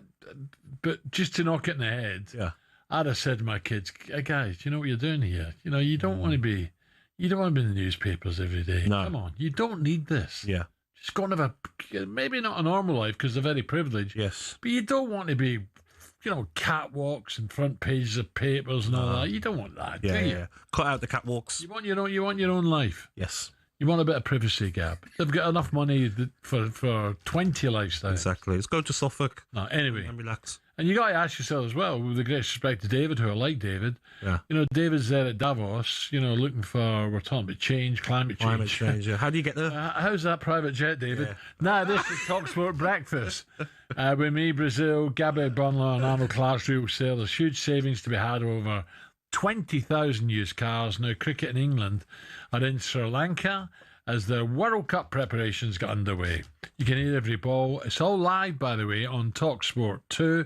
There's 3 one-day internationals and 3 T20s. Head coach Brendan McCullum is under big pressure. Yep, huge pressure after overseeing the disappointing Ashes tour. Captain Brook is also under pressure, under fire as well after drunken antics or over-the-top emerged during the last white ball tour over to New Zealand.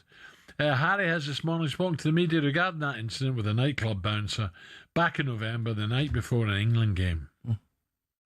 I'm not going to go into any details, but obviously I made a terrible mistake and Not only as a player but as a captain, it's very unprofessional.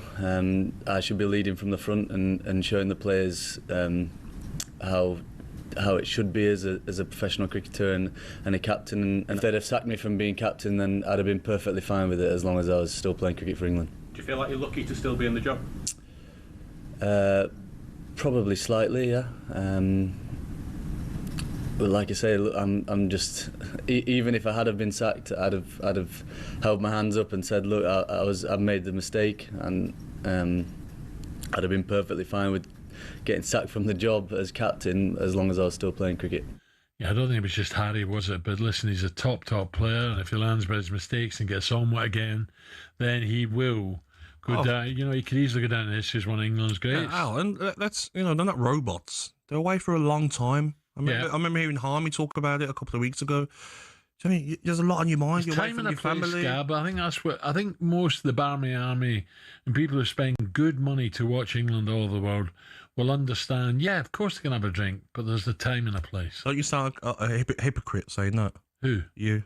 Why? What do you mean? I've never played cricket. No, over your career. Over my career? What are you talking about? You having a good drink over your career? No. Wrong times, at no? the right time, Saturday night. Really? Yeah. Just Saturday after games, not midweeks? Yeah, but not loads. Pint a game of darts. Yeah, Like that. yeah, no problem. With massive pressure on. Well, hold on a minute. Listen to CGI Fridays down the Hagley Road, and then on the Bel Air Club. So with massive pressure on, will the white ball game provide better results than the test side? I think so. To tell us exactly that, let's say a very good morning to England cricket ledge, David Bumble-Lloyd. David, morning. Morning, David. Morning, fellas. Yeah. Yeah, David, a very humble there. Harry Brooks saying, yeah, if they took the captaincy off me, I just, it wouldn't be a surprise. I'd just got on with it. I think he's learned his lesson now, don't you, David? And I think we'll see the very, very best of him because he is a top player. Yeah, I mean, there are a few things to consider. He's made a mistake. He's a young fella. You'll give him one strike, won't you? You've made a mistake and you move on from that. There's plenty have done that. But he has to be reminded of his responsibilities. He's representing the country. And that sort of behaviour, he's been read the Riot Act, I know that, and he was fined £30,000 as well. And so they would hope that that's been dealt with and he learns from it.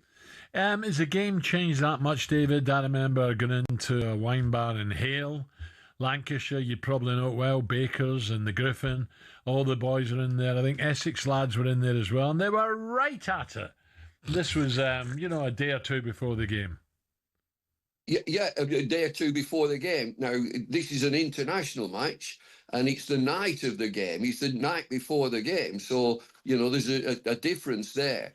And you're talking about county cricket years ago, and it was just known as a circuit. Well, it's changed dramatically now.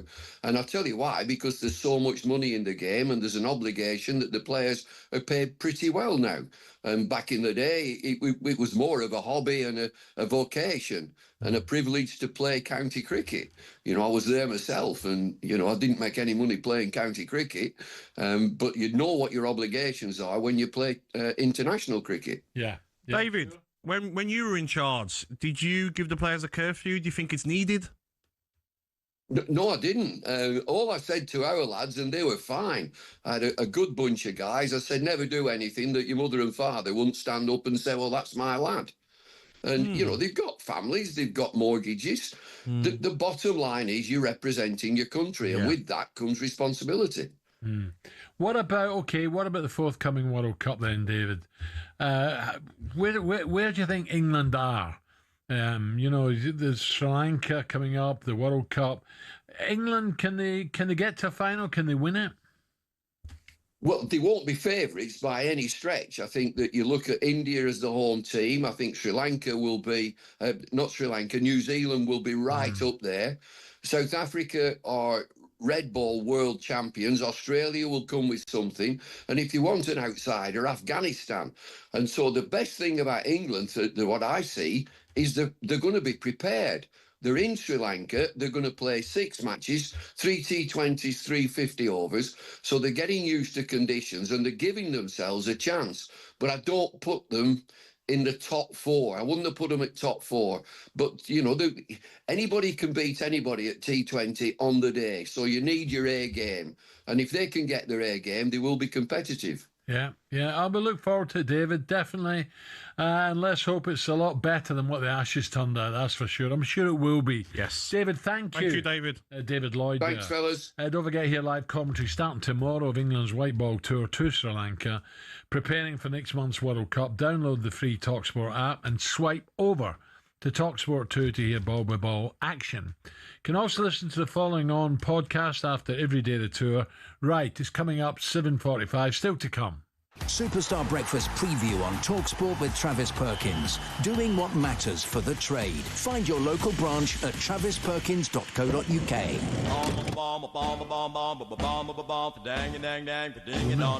Yeah, got a break on time now. 3 minutes later. Yeah. Break, mate. Turn your neck to the left then.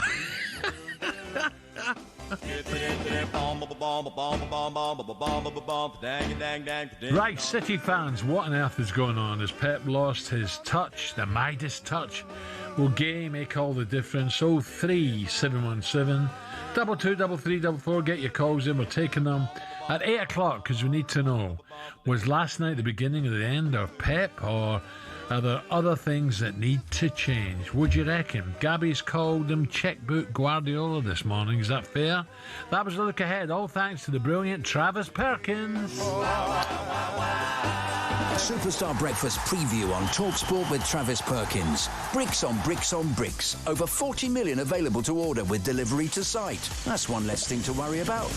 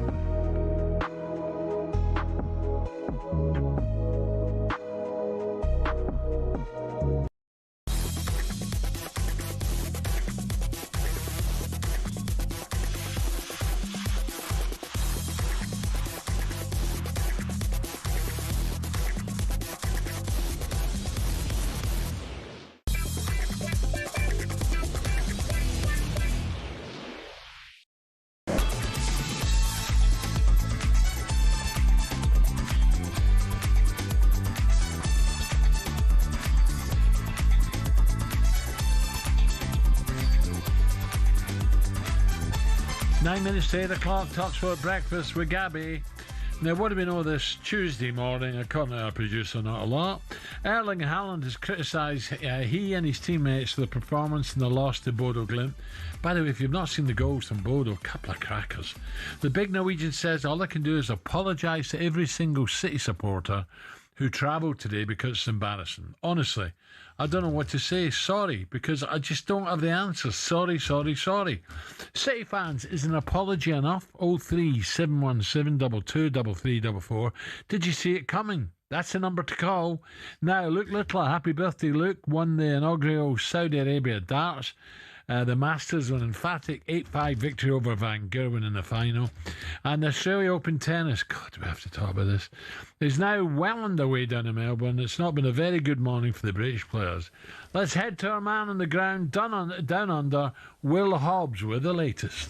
Hello, Alan. The last remaining Brit is on court as we speak. Cam Norrie started out doing what Cam Norrie does, grinding out the long, patient rallies, and it gave him the first set 6-1, but he's been broken twice in the second set by American Emilio Nava, who leads 4-2. A lot of big names through to round 3 without difficulty. Alcaraz, Sabalenka, Goff and Rublev have all progressed with ease, but the same can't be said of Emma Raducanu. Fizzled out against the 55th ranked Anastasia Potapova. The British number 1 was serving for the first set before losing 7 out the next 9 games to go crashing out. The other Brit, Arthur Ferry, came up well short against the Argentine Thomas Echeverry, but he did well to reach round 2 after his shock win on Sunday against Flavio Cobolli. Right now, though, Cam Norrie is leading a set to love, but 4-2 down in the second set.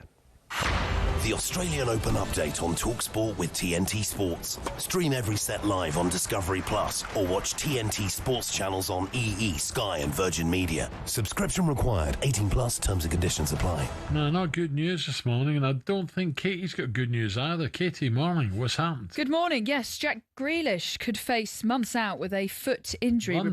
Months, yeah.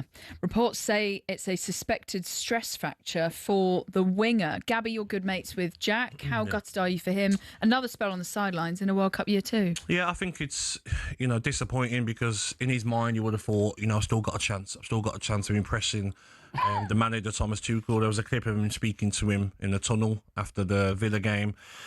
Yeah, for any player, injuries are frustrating, but if I'm hearing it's a stress fracture, maybe a broken foot, then his season is definitely over and maybe looking towards pre-season now. Big shame.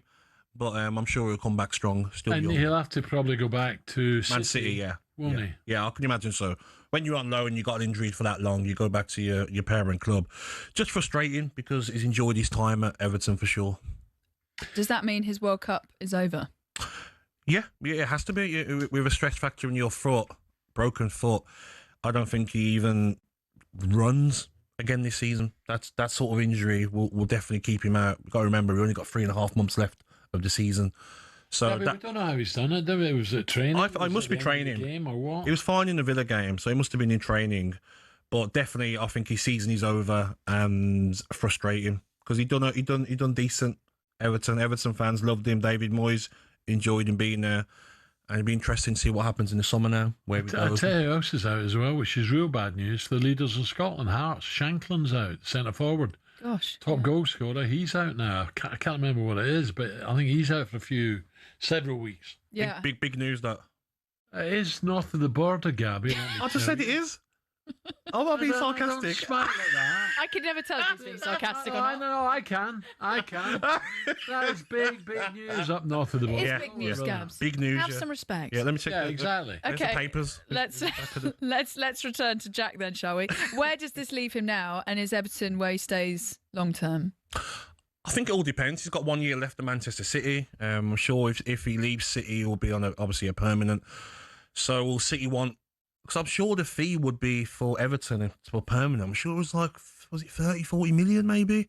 So it'd be interesting who pays that with a year left. But what he's shown during his Everton season so far, I'm sure he'll play again in the Premier League next season. Someone will definitely have a go at getting him in. Experience, 6 assists in 20 appearances, 2 goals. So I'm sure he'll still have a career in the Premier League. Alan, how big a loss is this for Everton in the upcoming games? They've got Kiernan Dewsbury-Hall also out now. Jack. Well, you know what Everton are like. They grind results. You don't expect them. But David's done a super job. And if they can finish top half, then I'm sure, realistically, most Everton fans will be saying, yeah. Because you look at what the others have spent, the money they've got at disposal. Everton haven't got that sort of money. They've moved to a new stadium. If they finish top half, they'll be delighted. And they'll be fine if they don't get second yellows for blatant fouls as well, so they'll be fine. All right, Gab. All right. Stop greeting. What was the score in Everton's last game? Just remind me. Well, they scored after Garner should have been sent off for shoving dangerously in Morgan Rogers over. What was the scoreline? He knows that, doesn't he? He should have gone off. Second yellow. Yeah, but what can we say, Al? The referees probably can't keep up with the game. It's blatant foul. Anyway, yeah. But Everton with the 1-0 win over Aston Villa, just in case you didn't quite clarify that. We haven't spoken of his Leeds again. Big result for Leeds. That late goal. Big result. They're doing well. I know. They found a way to get results. Aren't they? Yep, so I think it's out of West Ham and Forest. Who goes down? Well, West Ham. Now, here's a great one. West Ham with that victory over Spurs. Wow. Home to Sunderland won't be easy, but can they get something? But you just want to see fight. Their fans saw fight against Spurs. There's no reason why they can't. Well, go to Brentford, which is not easy as well. Exactly. So if West Ham somehow can beat Sunderland, I think they can. Of course they can. Why not? Katie, next one. I'm going to break on time just to cheer up old miserable you-know-what. No. Coming up, we hear from a City fan who thinks Pep's ideas are outdated, he reckons. Do you agree? 03717 22 3344. That's the number to have your say.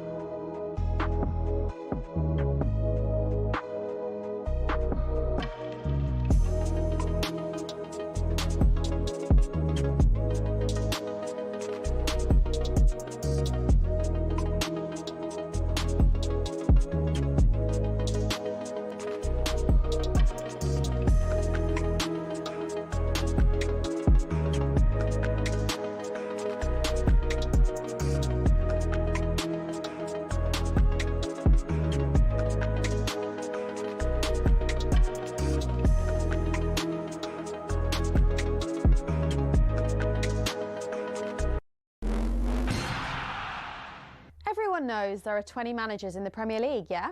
Well, actually, no. Around 3/4 of them are not managers. The terms manager and head coach are often used interchangeably to describe Premier League bosses, but they're actually two different jobs. So let's explain how and why. For years, fans referred to Mikel Arteta as Arsenal's manager, but I'm afraid technically... I don't think so, no. From his first day on the job, he was the Gunners' head coach. Let's pick a random moment in time, February 2025. Only 6 Premier League bosses actually held the official title of manager rather than head coach. Man City's Pep Guardiola, David Moyes of Everton, Ipswich boss Kieran McKenna, Southampton's Ivan Juric, Oliver Glasner at Crystal Palace and Leicester's Ruud van Nistelrooy were the only actual managers of their respective teams. Everyone else? That's right, head coach, including Ruben Amorim at Man United. He took over from Erik ten Hag, a man who had held the title of manager. Might come as a surprise that Amorim's appointment marked the first time ever that Man United had a head coach instead of a manager. But to understand why they made that decision, you also have to get what the difference is between a head coach and a manager. A manager's got a huge range of responsibilities. They're not just in charge of training and player lineups, they're also heavily involved in player sales and transfers. Critical stuff. But a head coach's role is far more focused on team training and performance on the pitch. So whereas Ten Hag was highly involved with decisions around transfers during his tenure, the intention was that Amorim wouldn't be, at least not on the same level. And as the sporting structure at Man United changed under Sir Jim Ratcliffe, people like Sir Dave Brailsford took charge of transfers instead. How all those roles play out in practice may be slightly different at different clubs though. On the other hand, the contracts of actual managers like Pep or Moyes had no limits on their job role and their involvement with transfers and contracts. But those guys are actually in the minority now, and it's a change that's happened pretty quickly. In 2019, there were only 6 head coaches in the Premier League, but by 2025, there were 14. A clear indication that more and more clubs are moving towards a model where the guy in charge is actually only really in charge on the pitch. And the way things are going, it might not be long before all 20 clubs have got head coaches, and the job position of football manager in the top flight is no more.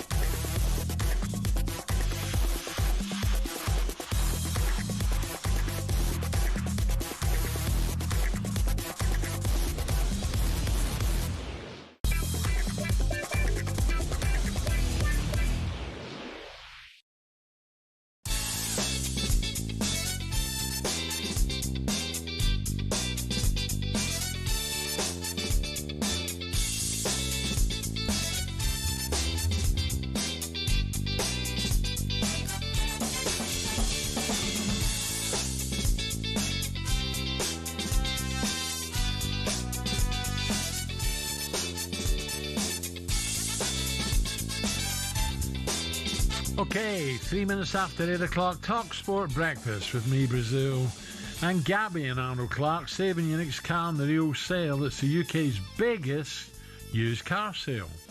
Lost and away for you this morning, 2007 Champions League finalist Bolo Zenden were with us to discuss Liverpool's tricky trip to a decent Marseille side. What do you think Liverpool can do in the second half of the season? Well, it's going to be joined by actor Ina Hartwig, who's starring as Roy Keane in the new sports drama coming out Friday. Saipan, do you think Roy will be happy with someone acting as him? You'll find out in just over, an hour's time. I've only seen a little bit of it, Gav. Yeah. Have you seen it? I've seen little clips, Strong stuff. You have to watch it when it comes out, Al. It's spicy. I've just seen a little clip and I'm like, was that really said? Yeah, that's the problem, isn't it? But it'll be interesting to see. Yeah, why they bring that out now? It's ages ago. Anyway, Thomas Frank gives himself some breathing room with a great win over Dortmund. Ramon Vega will be with us to dissect that one. Now, though, it's not been the best to start the new year for Pep Guardiola. It started the calendar year with 3 Premier League draws before being battered by United. On Saturday, it got worse last night in the Arctic Circle as Bodo Glimt pulled off a great Champions League shock by beating City 3-1. 2 great goals, by the way. Pep admitted after the game that everything is just going wrong. Currently, it's not good. Have a listen to this. No, we have to come back, for the victory. The feeling that, the result in 2025 is not good. So, in terms of the Premier League and now today, but it's, move forward. So we have 4 days for Wolves and after Galatasaray to try to, we'll see what happened. Today was an incredible opportunity for us, but everything is the feeling that is going wrong, is going, against in many details, and that is a fact, and you have to try to change it, but the players are there and we try. Everything going wrong at the moment for Pep, for Ollie, and for Ed now, Cap. Yes, Ed said it's not him. City are struggling now. They really are. I look at their midfielders they've got available. Rodri doesn't look the same player. He's absolutely struggling. Against Wolves then the weekend. Does he change it? Does he change it up? Yeah, I think he has to freshen it up. I know everyone will say Wolves and it'll be an easy game, but Wolves have picked up form. Wolves are really grinding out results now. But I look at Haaland, not himself. He needs a rest. Rodri just doesn't look at it. He's a shadow of the Rodri we've seen win the Ballon d'Or. Look at Bernardo Silva. Reinders has scored 5 goals, 2 assists in the Premier League, but I'm not sure about him. Kovacic is injured. Nico Gonzalez was brought in to sort of help Rodri in that DM role, but I'm not sure about him either. Calvin Phillips, what's he doing? What do you know what I mean? Not involved at all. Yeah, I worry about City. That midfield is not convincing. Let's head to the phone lines and speak to some City fans, find out who is to blame for which is turning into a crisis now, isn't it? 03 717 22 3344 is the number to call. John is a big City fan. John, morning. Morning, guys. You okay? Morning, John. Yeah, John, I keep looking for City to turn the corner and it's not happening. Me, you both. So the writing was on the wall against Manchester United, was it not? So Rodri is a fraction of the player that he clearly once was when he was the Ballon d'Or winner. But after such a serious injury and at the age he's at now, he looked like a tractor turning in circle last night, didn't he? It was embarrassing, but the signs were there against Manchester United. It was no different against Manchester United. So why don't you pull him out, Gab? I take exception to what you said. One of our best players this season, I think, is injured currently, is Nico Gonzalez. When he's in the team, he solidifies it. No, honestly, genuinely. And for Reinders being a box-to-box midfield player, he hasn't got an engine. So how does that actually work? Phil Foden has been a shadow of his former self since Kevin De Bruyne has left, and Pep plays him out of position anyway. And if you've got the big striking Viking up top, what do? You get the ball into him quickly. Yeah. Don't keep having him taking in and out. Get the ball wide. We've got wide men who are both very, very quick. Against United, so we'll just go back to that one. Semenyo and Doku are rapid. Both of them very, very fleet of foot. So when you get the ball to them and they stood there start still, you've then got to beat the man. But you can do that by playing the ball around the back of the defender. Are you not bored watching your team, James? Because in recent weeks, I felt quite bored watching Man City, slow passing. Gab, I said, and you can. Alan's probably heard it with me and Alan McCoist. I call it over 50s walking football with the Chuckle Brothers twist played in the midsection of the field. So, Pep, congratulations, Pep. You win the possession stat every week, but the one that counts when you put the ball in the onion bag more than the opposition, we lose that every time. So we have to me to you. Hit the wide man static, and then he's got to beat his man. Yes. Get the wide man moving, because he's not going to catch him. I think I like what you say, John. Thank you with the call, by the way, about John. the engine in midfield. It's not working. It's not competitive enough.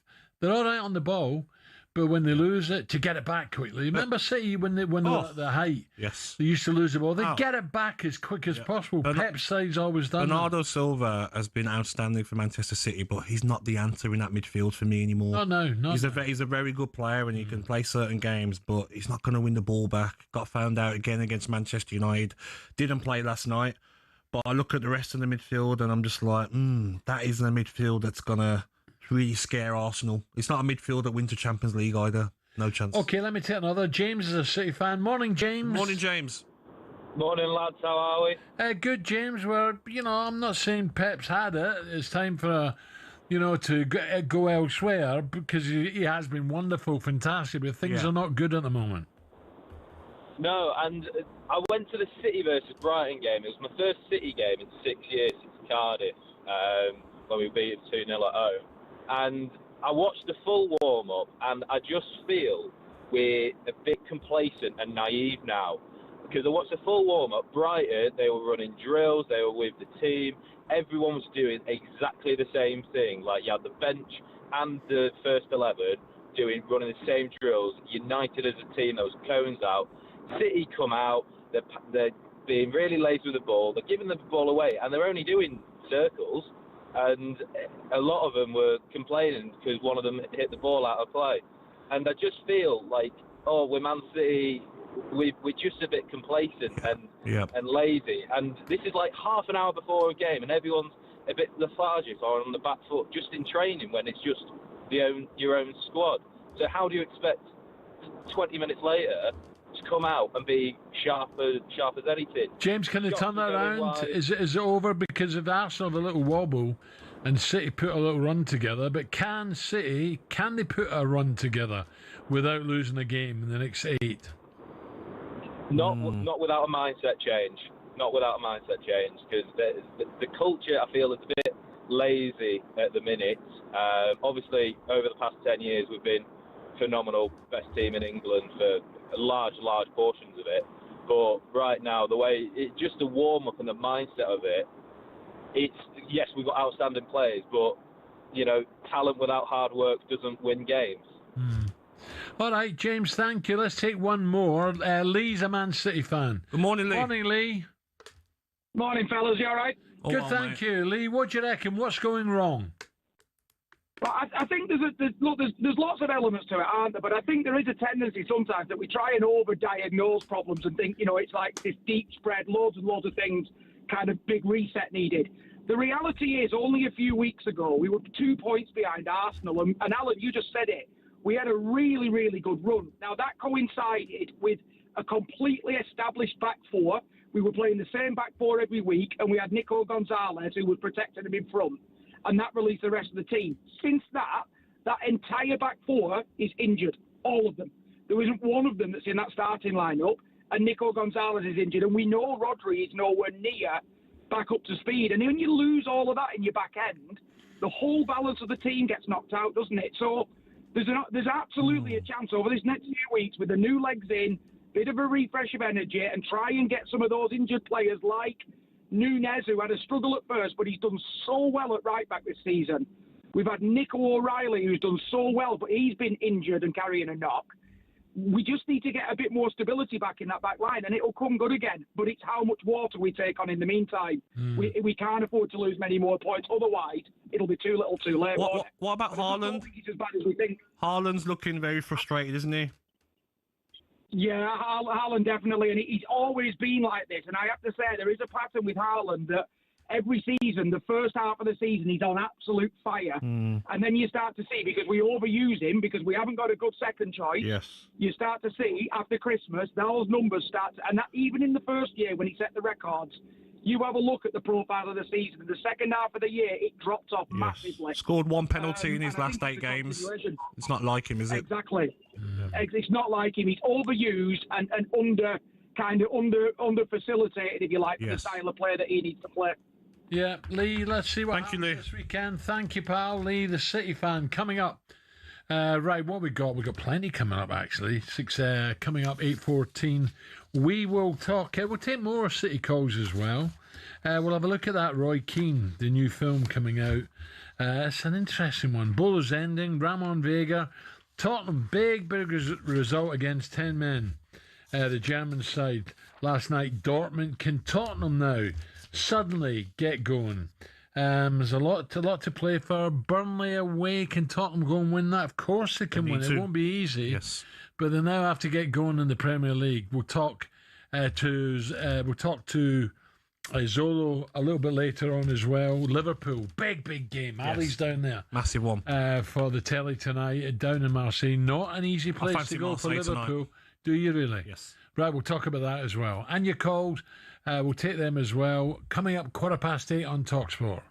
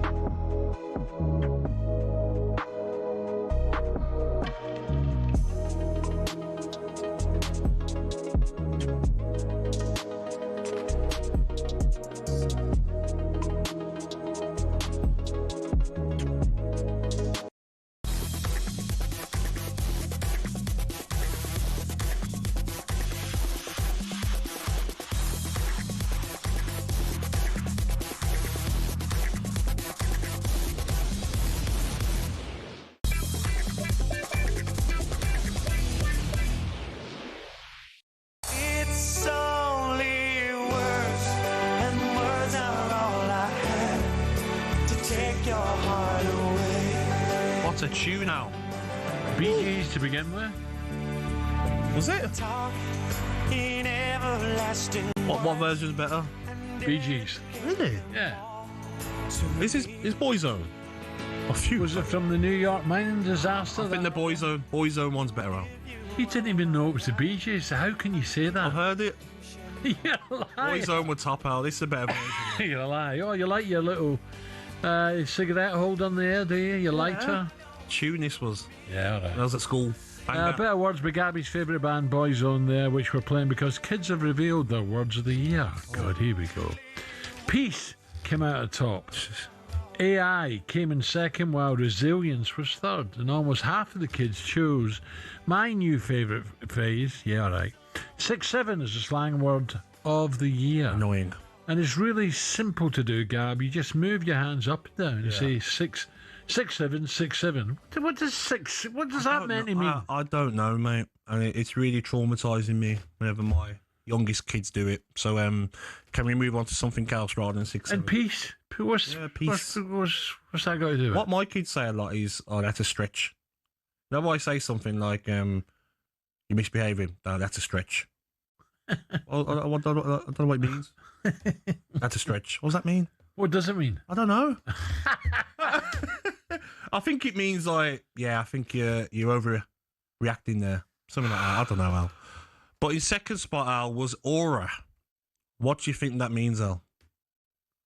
Aura is me. If you got a bit of aura about it, something special about you. Do you think I have aura? No. Okay. It says aura is a reference to someone's vibe. Someone's vibe or persona. For example, the way you eat your custard creams in the morning, Alan, gives off crazy aura, it says on here. Does it? I don't know what that means, mate. No, I don't. Yeah. I don't eat custard cream. Exactly. Bourbons. In third spot was Delulu. What do you think that means, mate? What? Delulu. I've no idea. Delulu. In what context? How do I know? I would say that it says here in third spot was Delulu. No idea. Okay, so used to describe holding on to unrealistic, irrational, or excessive fantasies. For example, Jamie O'Hara is so Delulu for going on Love Undercover and telling a lady he's a really famous soccer player and works on the biggest radio channel and owns the biggest radio channel in the world. Sorry, I did it on. Liar. No, but that's Delulu. Well, why don't you just say liar? It's easier. Is he not a really famous soccer player? No. But he said that he's above average. No. You don't think he was above average? No, Jamie was decent. Was he? Yeah, he was decent. Yeah. How? Yeah. He could not get the ball back, mate. Honestly, mate. It was like he had weights on his back. He had a good left foot whenever he had time to pick out a pass. That's it. I think he scored 2 goals in 100 So he couldn't run. He couldn't run, mate. Couldn't score goals, couldn't run. Couldn't run. Had a decent left foot, but like, honestly, mate, he couldn't run out. Couldn't run, mate. That's a bit harsh, Gab, to say But just the truth, mate. If you wanted out, if you played against Jamie O'Hara, you just received the ball, little step over, run past him. Terrible player. All right, let's get the latest odds with Coral's very own Delulu, Simon Clare. Actually, a really famous soccer player from England. And I have one of the biggest radio shows in Europe. The Coral Daily Download on talkSPORT with Coral. We're here for the fans this season. 18 plus, gambleaware.org. Biggest radio show. He will never, ever live that down. Morning, Simon. Morning, Simon. Morning, Gilman. God, Gabby sort of putting the boot into Jamie O'Hara's career. Oh, he deserves it. Sometimes you got to tell the truth on the radio, Simon.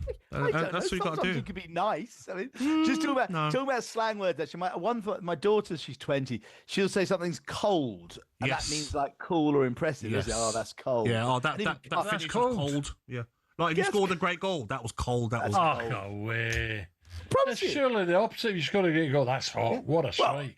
And obviously, when people call something, oh, that's sick. That's sick's good, sick. rather than sick. I mean, honestly, the good thing about teenagers, at least you get up to grips with this alternative language. I don't want to get up to grips with it. It's like someone comes to your house and saw your fireplace, they'd say, that's sick, that is, Al. That's sick. Do you know what I mean? That's sick. I say, what have I not seasoned the wood? Never never mind that. Come on, what we got, Simon? Yes. Well, let's have a quick. We might as well reflect on Arsenal's great performance last night. They're now 4-1 favourites for the Champions League, ahead of Bayern Munich at 9-2. Manchester City is still 7-1 despite that defeat. Bayern second fave, not Real Madrid. Yeah, Real Madrid are 9-1. It's interesting, isn't it? I'm with you a little bit. Man City second favourites. Yeah, third favourites. Bayern Munich second favourites at 9-2. Excuse me. 7 Man City. PSG got beat last night. Yes, They're 7-1. Yeah, don't forget it's early days when they, when it comes to the crunch games. That's when Exactly. Do you know what I fancy? Man City are definitely in the top 8. They won't play. They almost certainly won't play. Well, they're not definitely in top 8, but they should get in that top 8. Simon, I fancy Arsenal double Premier League, Champions League. Do you? What do you reckon I'll get for that? Well, the thing is, I think they're 1-5 now for the league. See, the 4-1 of the Champions League makes the double. I mean, what is it? Alan's probably better than me at working these days. I think it works out at 5. It almost turns into a 5-1 chance rather than a 4-1. Yeah, I fancy that all day, mate. Yeah. I mean, just looking at tonight. Yeah. Chelsea, they're the shortest price on the coupon to beat Paphos, who apparently got injury problems, and they're travelling to Stamford Bridge. They're 2-13 Chelsea. That's the same price as Bayern Munich at home to Union Saint-Gilloise.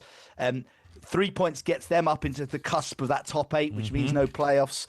Newcastle are 4-11 to beat PSV again. They could creep up and start challenging that top 8, but it's Liverpool. They've got the toughest game. They're 10 Absolutely, it's a good one. This is. Yeah, but given Liverpool have been struggling of late, the good news is if they could get results, that will throw them right up into that top 8. They've got 12 points now. It's 13 points is the kind of the cutoff at the moment, and that would help them with fixtures later down the line without the playoffs. So can they go and get what could be crucial 3 points away to a Marseille side who beat Newcastle? That's going to be tough, guys, isn't it? Very tough. Simon, the biggest game in the Championship would be Stoke against Boro. Yeah, these are good games tonight, actually. I mean, we've got Stoke at 10-1 for promotion, Boro at 8-1. I should have the odds here, of course. It's over on my other piece of paper. Stoke are second favourites. Boro 6-4 going away. I'm told by our pottery man in there, big injury problems. So maybe it is jump on Boro tonight. But we do know how tough it is to go to Stoke on a wet Wednesday night. I don't know if it's going to rain tonight, but Stoke are 2-1 second favourites. And Steve will be heading to Watford to watch Pompey. I suspect he probably won't be, but he might be paying some interest to it. But they're for having a fierce relegation battle, Portsmouth. Watford are challenging for promotion as well, and there's lots of teams around that playoff zone. They're 8-11 to win tonight against Portsmouth. And Southampton and Sheffield United are two sides again in the hunt for playoff spots. Southampton having a much better time of it of late. They're 5-4 favourites to beat Sheffield United. So, but Ipswich, just in the outright betting, Alan, to your surprise a few months ago, they are now 7-4 second favourites behind Coventry at 8-13 to win the title. Yeah, so playing well. Crowd are getting behind them, getting early goals, never looking like stopping. So definitely a big chance, Simon. Simon, can I ask you quickly? Sorry, I can ask you about the tennis. What are the odds on a Brit ever winning anything in the tennis in the next 10 years? It is a bit depressing, isn't it? I must admit. I can't believe Raducanu was serving for the set and then lost nearly every other game. It's just one of those periods, isn't it? I haven't even looked to see how Cam Norrie's getting on. I know he was sort of in a bit of a ding-dong battle. He's the last remaining Brit. Yeah. I was listening. But no, not great times. We have to just remember the good old days of Murray Federer. What's the problem, though, Simon? Like Alan says, what's the issue? Are we not doing enough? Oh, I don't know. Do you know the thing? I just think the one thing I'd say about British sport is we do fight on every front, don't we? Whether it's rugby, cricket, football, athletics, swimming, tennis. We're lucky that we have a stake. Golf. We've a stake in every sport where a lot of nations specialise in one or two. Do you know what I mean? Like most Brazilians are sprinters and football. Well, I'm sure they play lots of other sports. But you know what I mean? I just think of course, we have Ireland against England in the festival. JP's bought a horse, hasn't he? A serious chance at the festival. It's the other outlaw or something. A horse who beat Bambino Fever earlier in the season. He's accumulating these horses, obviously with the potential of Harry Cobden starting out as his jockey. But look, I mean, we've got the entries came out for all the novices yesterday, and these are the races like for the Supreme, the Arkle, the Brown Advisory, the Turners, and these are the races that the Irish have been dominating in recent years. But the good news is, although Willie Mullins has got 52 entries for those races, if you look at the favourites, Old Park Star, Nicky Henderson, 2-1 favourite for the Supreme. Very good. No drama this end. It's been a tough season for Paul Nicholls, but his horse is favourite for the Turner's Hurdle. Then you've got Lulamba of Nicky Henderson's favourite for the Arkle, and it's only Final Demand of Willie Mullins who's favourite for the Brown Advisory. So although there's still lots numerically a big Irish challenge these races, it does feel like the British trainers are getting their act together, and it might be a much closer battle when we get to Cheltenham in a few weeks' time. Not long now, Simon. Not long. Just a few weeks to go, Al. A few weeks to go. Get sell a new pair of boots. New box as well, Simon. Yes, we'll reveal all later. Ooh, can't you wait. know too much, Gabby. Nice one, Simon. Thank you. I had the boys on yesterday, all sorted, bit of lunch and 8 bells, and great. Looking forward to it, mate. Yes. That was the latest odds with Coral and Simon Clare. Thank you. Daily download with Coral, UK only 18 plus. Gambleaware.org. Right, coming up, we turn our attention to Liverpool. Gabby says Salah walks back into starting 11, but have the fans forgiven him for his comments before he left? We'll discuss that one next. Thank you, Simon. The Coral Daily Download on talkSPORT with Coral. We're here for the fans this season. 18 plus. Gambleaware.org.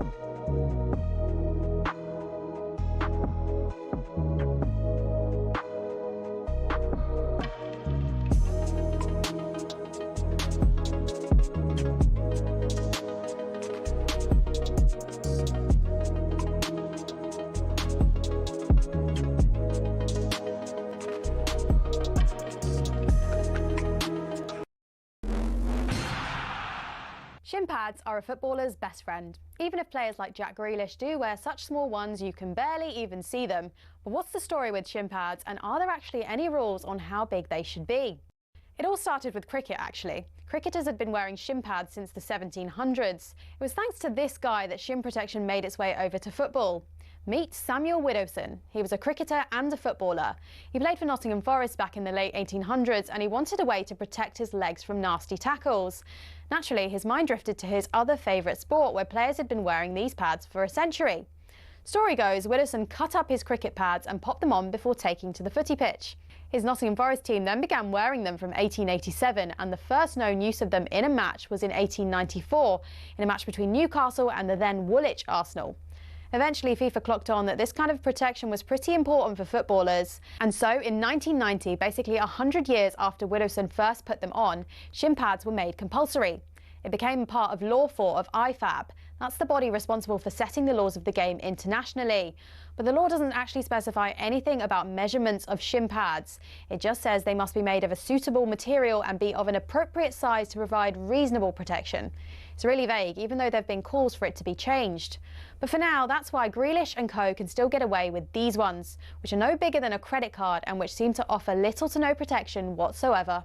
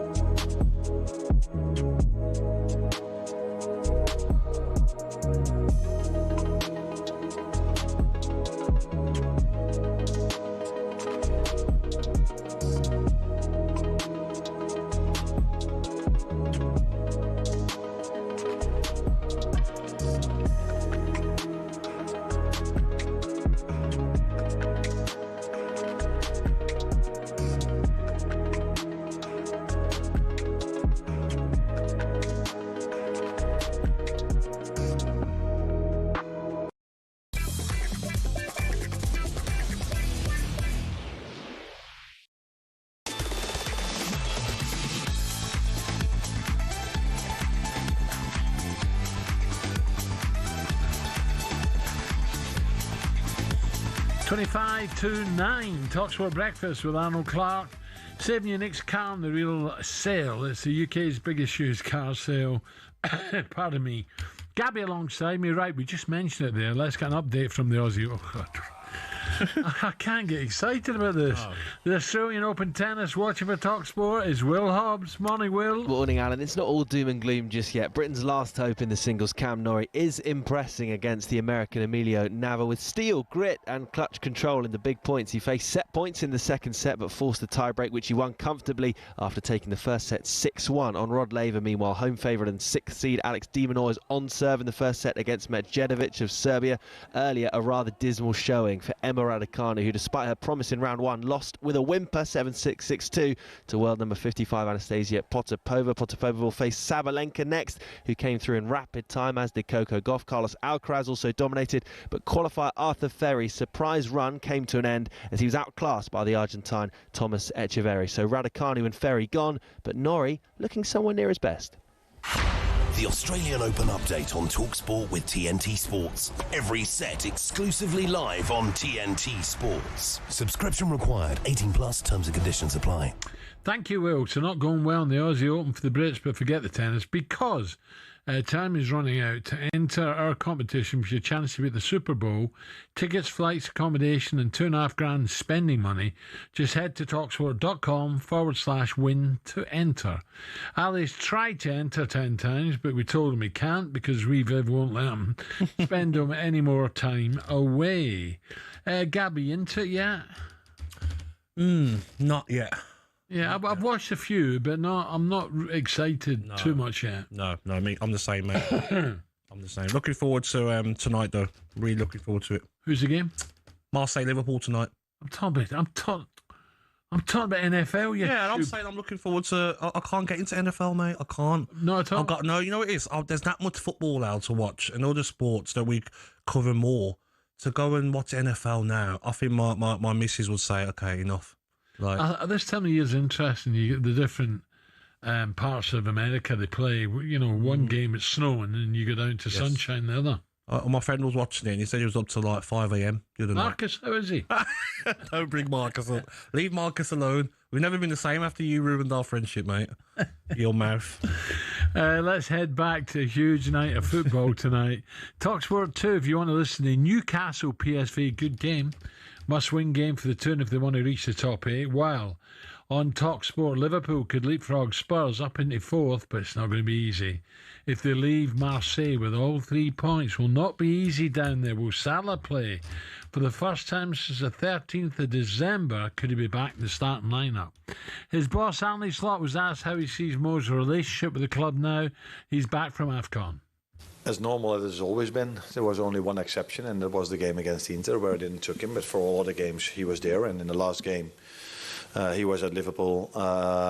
Before he went to the AFCON, he came in after 15, 20 minutes, and I think he had a very good performance in that game. So we were 1-0 up at the time, and we beat Brighton with 2-0. So I think he left in a situation that was good for him and for us, because we beat Brighton and he played again.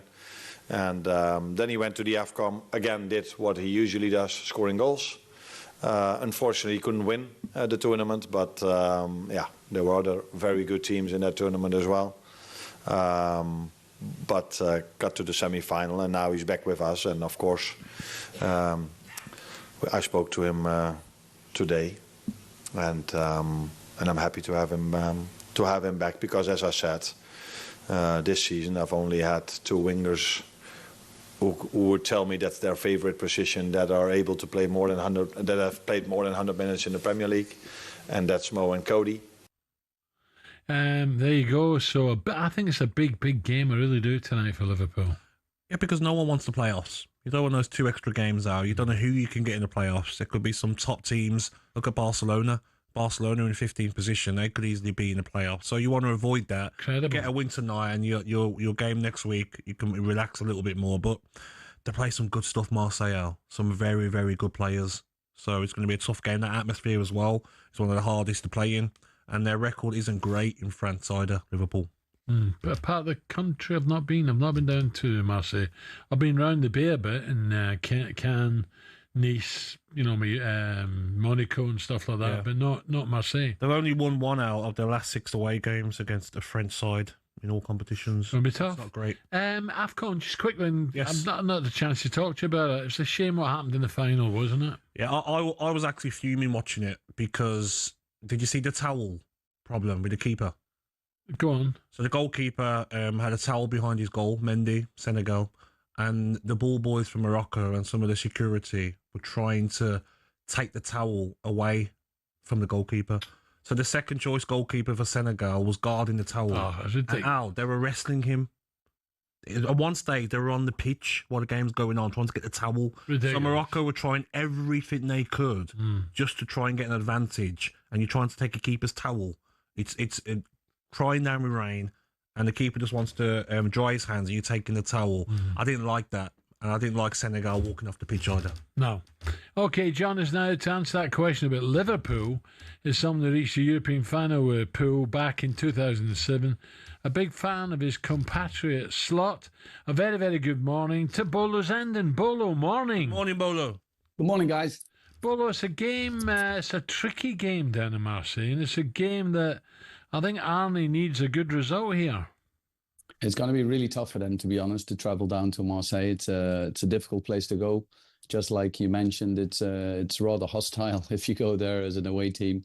They really know how to get behind the team and upset a little bit the opposition. But when I actually left Liverpool, I went to Marseille, and we did face each other again in the Champions League. It was 2007, and we actually beat Liverpool at Anfield, and then they come and visit Marseille, and I think they beat us 3-0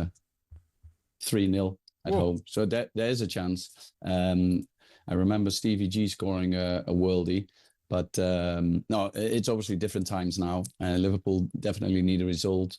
We all know that at the moment, Liverpool is doing a bit better, but they still haven't found their spark yet, I think. And Marseille is a team that is a little bit unpredictable. They can score 4 or 5 goals, but they also can concede. So I think it's going to be a rather open game. So it's definitely one to watch, to be honest. And both teams need a result to make sure that they qualify and maybe can avoid. Is it a game that is just back from AFCON? Would you start with Mo if it was down to you, Bolo? Well, it all depends how he's come back. Is he fit enough? Is he fresh in his mind as well to do all he can for Liverpool? Then yeah, why not? Because I think Arne Slot mentioned as well that he hasn't got a lot of choice on the wings. He can also move, for example, Cody Gakpo into a striker position. So there's some possibilities for Slot to put Mo in. I think as well, Bolo, with this format now, you don't want the playoffs. You know, teams like Liverpool, Manchester City, you need to get that top 8, because if you look at the table, you've got to look at Chelsea, Newcastle trying to get in there as well, Barcelona, Juventus, you know, big teams, Napoli, who might end up being in those playoffs. So to get a win tonight would be massive for Liverpool. Yeah, you already mentioned it earlier. I think last season it was the same issue where I believe it was Paris Saint-Germain and Real Madrid that almost got out of the competition. And then when they do get into the playoffs, of course, you don't want to face them. I mean, Paris Saint-Germain in the end won the tournament. So it's a different setup. You also see, I think this year it's more packed than last season. I think there's a lot more teams that can actually get into that playoff position. So there's still a lot to play for. Even the results that we've seen last night means that anything is possible in this competition. So if you can secure the first 8, yeah, of course you'll be flying. And for example, PSV in this case, when they play Newcastle, I think both need a result. And also PSV, they play their last game against Bayern Munich, who will probably already be qualified. Maybe in the first 8, maybe they will come up with B team, if you can say that. That's how they qualified last season when they played Liverpool last game of the season. So I think for PSV, if they play when they play Newcastle tonight, I think if they get away with the draw, which means a point, that can already set them up at least to qualify. Bolo, I like Arnie, and I hope Liverpool don't make the switch just yet. If they do make a switch and he loses his job. And the problem is Xabi Alonso is just sitting there. He'd be very, very disappointed what happened to Real Madrid. And, of course, Liverpool fans would probably welcome that at the moment. Can you see that happening? Well, I think that that Arne Slot is in a position where he's a little bit more comfortable than, let's say, just before Christmas. I think if they would have chosen a different path, they probably would have done it a little bit earlier, if you might say so. And of course, it's a logical thing to mention, and also to think that if it comes to terms where they have to take a decision where they have to part ways, then Alonso is obviously one of the biggest candidates to take on the job. It's always difficult to talk about while managers are still in the job. I think we still have to respect them as long as they're there. Bolo, I want to ask you about a player you'll know very well, and I want to know how he's thought of in the Netherlands. Gakpo. I mean, some days he's unstoppable, and some days he might disappoint, but 5 goals, 3 assists in 20 Premier League games and 1 Champions League goal. What do you think of him, mate, as a player? I think I worked alongside him quite some time at PSV, so I know what he's capable of. I think he's grown a lot. He's also been able to obviously be decisive for Liverpool. I think as a whole, everyone at Liverpool hasn't played their best, hasn't been their best form this season. I think it's not just one to pick. And I think all of them, they sort of suffered a little bit. And also Cody hasn't played the way he's done, obviously, in the years before. Yes. But as soon as Liverpool gels back together again, as soon as it clicks again, I'm sure that also the goals from Cody Gakpo will come again. I also believe that he's been playing in different positions as well this season because of the different injuries. That at times doesn't help. I think still best position is to play from the left side and be decisive from there. Bolo, great to talk again. Big result for Ajax last night, and good luck with PSV tonight. Bolo Zenden there. Let's look ahead to the next hour of the show with Benchmark. Superstar Breakfast preview on talkSPORT with Benchmark's Kitchens and Joinery. Get trade prices on kitchens to suit all styles and budgets at Benchmark's.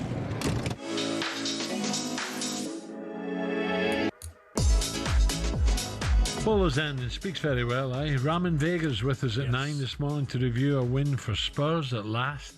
Vega said Frank doesn't have the balls to manage Spurs, but does his Champions League record tell a different story?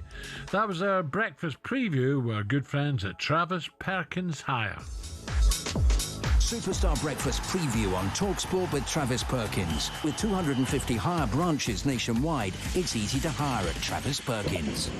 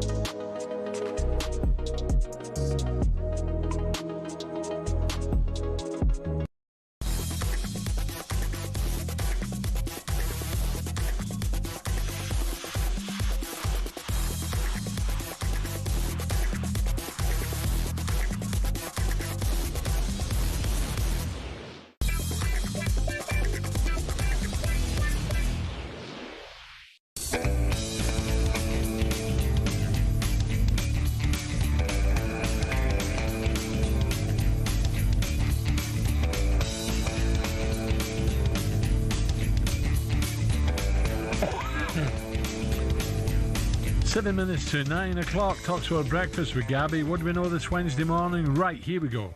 Bodo Glimt pulled off one of the greatest Champions League shocks of their career, that's for sure, as they beat Man City 3-1 in the Arctic Circle. Rodri saw red for City as temperatures reached -9 degrees. Emma Raducanu looked firmly out of sorts in the Australian Open second round defeat by Austria's Potapova that denied the Brit a meeting with the world number one. Sabalenka got hammered.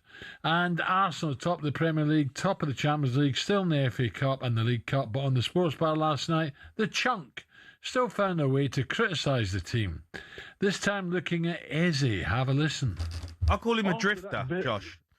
I think he's a bit of a drifter. And I got a bit of criticism for that when I think I said it last season at Crystal Palace, and he ended the season really well.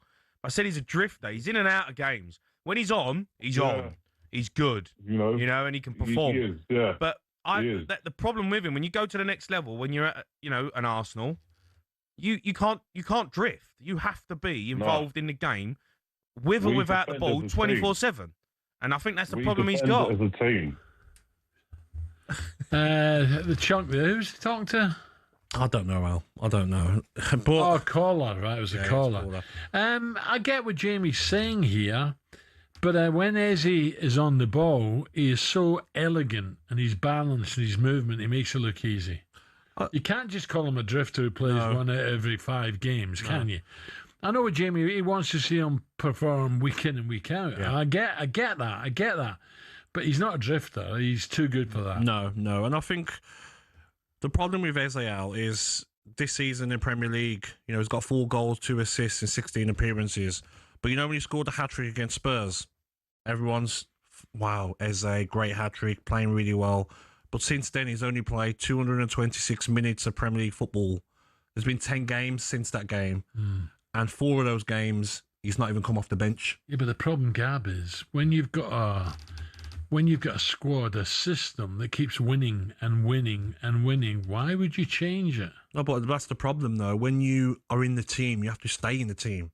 That's what Odegaard's doing now. He's in the team. I could understand Odegaard out. Yeah, he's performing week in, week out now because the pressures. If you don't perform now, last night, yes, Gyökeres scored a great goal. Gabriel Jesus started, scored 2. Do you know, if Marino comes and scores or Martinelli comes and scores, okay, Trossard, you're out. Saka, if you're not scoring him, Madueke is. You've got pressure now, every position you play in. Lewis Skelly last night played very well.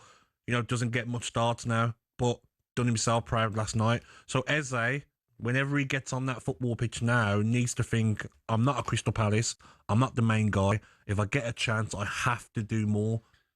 Some players, though, Gab, like a comfort zone. That's when you get the best out of them. Others over-try and they lose that brilliance they've got. So I just think it's modern football now, Gab. You're not going to play every game, no matter how good you are. I know, but when you watch Eze sometimes, you say to yourself, you're not a Declan Rice or you're not a Saka yet in that team. So if you're not at it, Arteta will take you off after 50 because he's got so many options. Marino's dying for game time.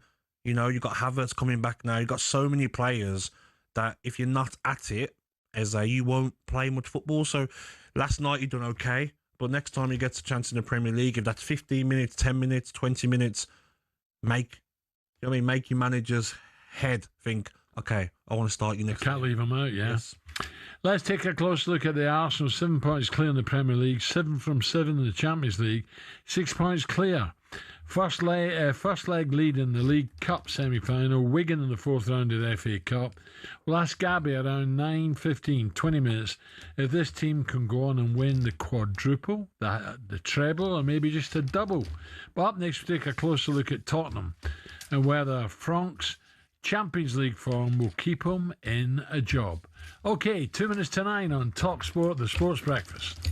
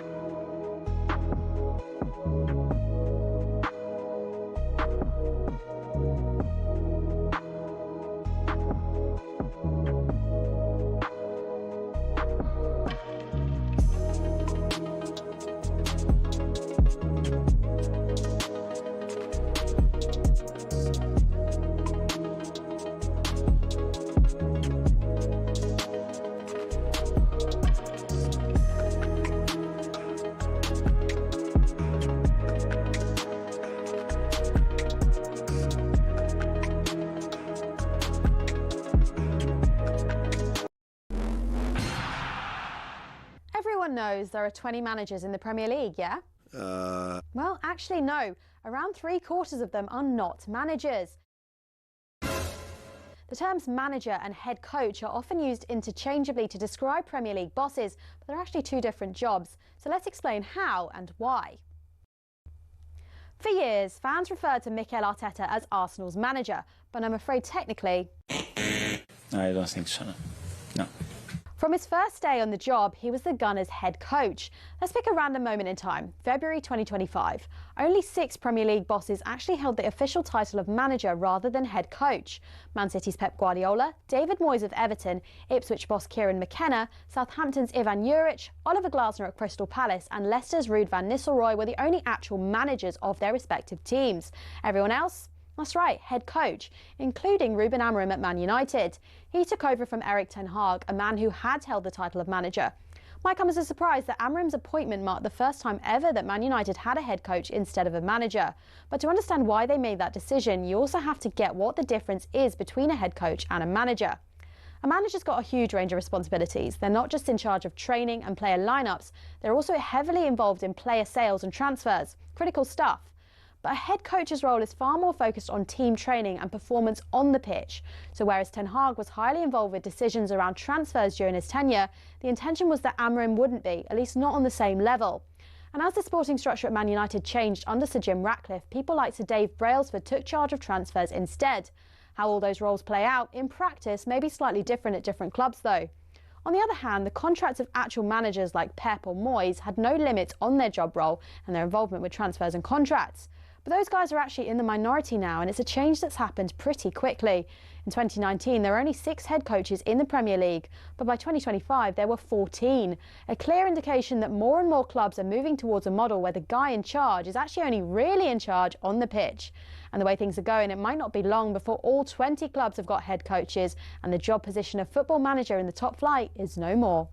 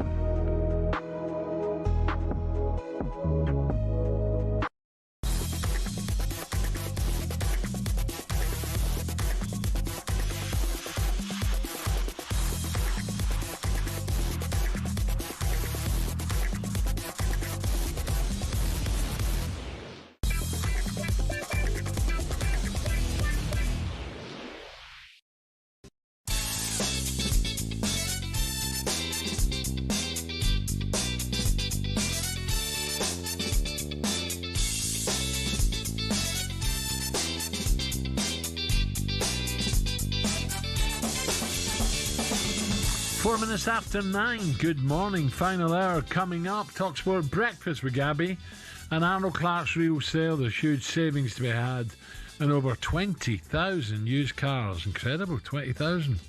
Still to come this morning, we're continuing to build up to a massive night in the Champions League. We get to crunch time in the group stage, will Salah be put straight in the lineup down in Marseille, Liverpool travel. We'll be asking Gabby whether Arsenal can win 3 or maybe 4 of the quadruple. And when news come in that Thomas Frank will be in the dugout against Burnley, has his Champions League form kept him in a job because it was another win last night? It's all pretty tough, to be frank. The win tonight and this patched-up Spurs side could yet finish in the top 8 of the Champions League. Missed kick from Odebear, then he gets it back, fires it across the edge of the 6-yard box. And it's put in by Romero. Reward for their good last 7-8 minutes. Spence just caught his man as he lost control. Been a great 24 minutes for Spurs. Ooh, that's a bit naughty, actually. Being looked at the incident by the VAR. It's just come up on the big screens here. I think the yellow card is going to be waved away. and a red one is going to come out. Svensson sent off, and it's Oliver and Porro linking up again. Ball in for Solanke. He has scuffed it in. And in that context, and the pressure that Thomas Frank was under, you've got to say that this is a job well done, even if they have fallen away in the second half quite markedly. They're up to 14 points, winning Frankfurt next week, and they will have a top 8 finish. It's finished Tottenham 2, Dortmund 0. Could do as well. Despite Spurs' shocking home form in the league, they're now 24 games unbeaten in a row in Europe, which is incredible. Yes. Thomas Frank spoke after the game on the togetherness at the club right now. I feel that the staff is with us. I think the players are with us, the ownership, everyone want the same thing, and we're on the same page. And we do a lot of things in the right direction. And today was a big performance and a big win. Of course, I'm very aware of that. But also very aware that this we have done, we need to keep that consistency and of course turn that a little bit with this, as I say, some of the other games we easily could have won. Now we need to build on this. And I just see a team that is running very, very hard. And I think that's a very, very good sign. That's a healthy sign of a culture. And we are building something a little bit step by step. I hope so. Positive though, isn't he? Still talking positive, Gab. I think it has to be, and I get it. It's not been good enough at all under Ange and under Thomas Frank. Home form, it's been embarrassing. But you see last night, and you see the atmosphere is great. The players are looking like they're playing for the manager. You know, everyone's together. What's happening in the Premier League, Al? Why can't they pick themselves up? Can they only pick themselves up for the big occasions in the Champions League? You look at the squad, and whether the system's not right, you know, the players have got the ability, haven't they? They've got the stadium, the crowd, home and away, the ability. They've got it. Do they need organising, or is it lack of confidence? I think that they've got the players. They haven't got the players for me to get top 4. I don't think they're good enough. They've got decent players: Simmons, Odegaard, Tell, you know, Solanke. It was nice for Solanke to be back last night after a long injury, and he got that goal. A lucky one, but he'll still take it. But they've got players out to be doing better than they are in the league at the moment. They're still looking over their shoulder at the relegation battle because the points that they're on. So Spurs have to do better, and I'm sure they'll be buzzing when maybe Kulusevski can get back. We know Maddison's not going to be back until next season, but Solanke back and hopefully Kulusevski back soon will help them. Okay, a man who's been critical of Thomas Frank in the past. Let's get more. Let's bring in 1999 League Cup winner with Tottenham, a man who said before that Frank doesn't have the balls to manage Tottenham Hotspur. Ramon Vega from beautiful, warm Dubai. Ramon, good morning. Can you hear me now? Good morning, Ramon. Hi, Ramon. Got a problem with the line. Look, we'll try and get Ramon back. It's just touch and go. Keeps coming in, keeps going out. It's an interesting one. In Europe, the form is really good in Europe, Gab. It's weird, isn't it? It's you don't want players out that can pick themselves up for the Champions League. They know it's a Champions League, a league competition, so they're all up for it.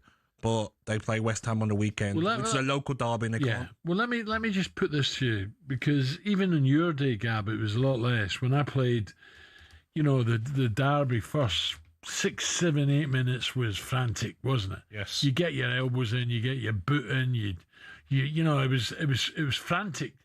Mm-hmm. That doesn't happen anymore. But that's what Tottenham needed against West Ham and didn't get it. Yeah, and also, I mean, people run around. You know, you've got people like Porro at right back. He gets an assist for Romero to score the equaliser, and he's like giving it to the fans.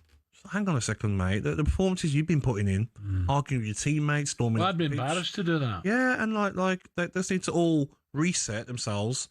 Last night a new start for Spurs. Great result. Go into the weekend now and say, okay, Burnley away, must win. Have that mentality. You know, Romero, keep your head like he did last night. They've got good players, Al, good enough players to be doing better than they are this season. Yeah, I agree. So can the midfielders that are playing in there, Archie Gray's done great. And Bergvall, can you start chipping in with goals yourself? That's what he has to improve, Bergvall, because he's a top player. Doesn't score. Busy, wants the ball all the time. Yeah, but it doesn't score goals, like we said. But look at the table now. Spurs are in 14th position, 27 points. They're only 2 points above Leeds. So we talk about how good Leeds are doing. They're only 5 points above Forest. So if you're West Ham and you could win on the weekend 20 points, you're only 7 behind Spurs. I've not given up on West Ham yet. No, not at all. Not after that performance. And they showed life. They showed fight. The new 2 strikers, Castellanos and Pablo, both looking like a handful. Callum Wilson, not giving up and still ready to come on off the bench and grab a winner. Bowen still up for the What do you think Martin O'Neill in his pomp? I'm not saying Martin's past it, crikey. I'm not saying that at all. A big game coming up for the weekend. But Villa having a hard time. How would he galvanise the side? Well, to be honest, Al, when we were fighting for the top 4, we missed out 3 seasons in a row. We finished in 6th position, got into UEFA Cup. Players got tired about February, March, and we started not getting the results we wanted to. He would lose it, Al, after games. Martin. Cowards. All of you cowards. You don't want top 4. You don't want it. He'd proper go in at you. And sometimes you needed that aggression of a manager. But we ran so who picked the players up, Robbo and Wally were they come and speak to him he gets a bit angry and try and calm me down. Robbo was amazing. I mean, Wally was a bit of a joker. He was the character out of the coaching staff, but so well respected, Al, Robbo. And I'm hearing that Nottingham Forest are going to name the stand after him. I know, brilliant. That's amazing. When I heard that on the weekend, amazing news because he's got to be one of their best ever players. Yeah. By the way, I was I played against them. I scored against them, but to get to know him was with the Scotland squad in the World Cup in '82. Brilliant. Different class. Funny guy, Yeah, But talk about laid back. Oh dear. Al, Martin O'Neill, whenever he played in London, he would make us wait for him. He might have went up to the chairman's office and had a drink with the manager or whatever, catch up with the manager. He loved his desert boots. Yeah, we're waiting on the coach right now forever. Okay, come on. Everyone's left the stadium. Martin gets on. We drop him sometimes 10 minutes away. Service station, jumps in his Mercedes car. Then Robbo and Wally straight away. Okay, light the cigarettes. We're watching X Factor back in the day. They're like, no, we're going to put on a game to watch afterwards. Cigarettes at the front of the coach, buzzing, and Martin's got off. Literally, Martin's walked off the coach straight away. Hilarious. Legends, though. Well, it's great. Well done, Forest, for doing that. Yeah. And rightly so. Mind you, they've had some great players, Forest.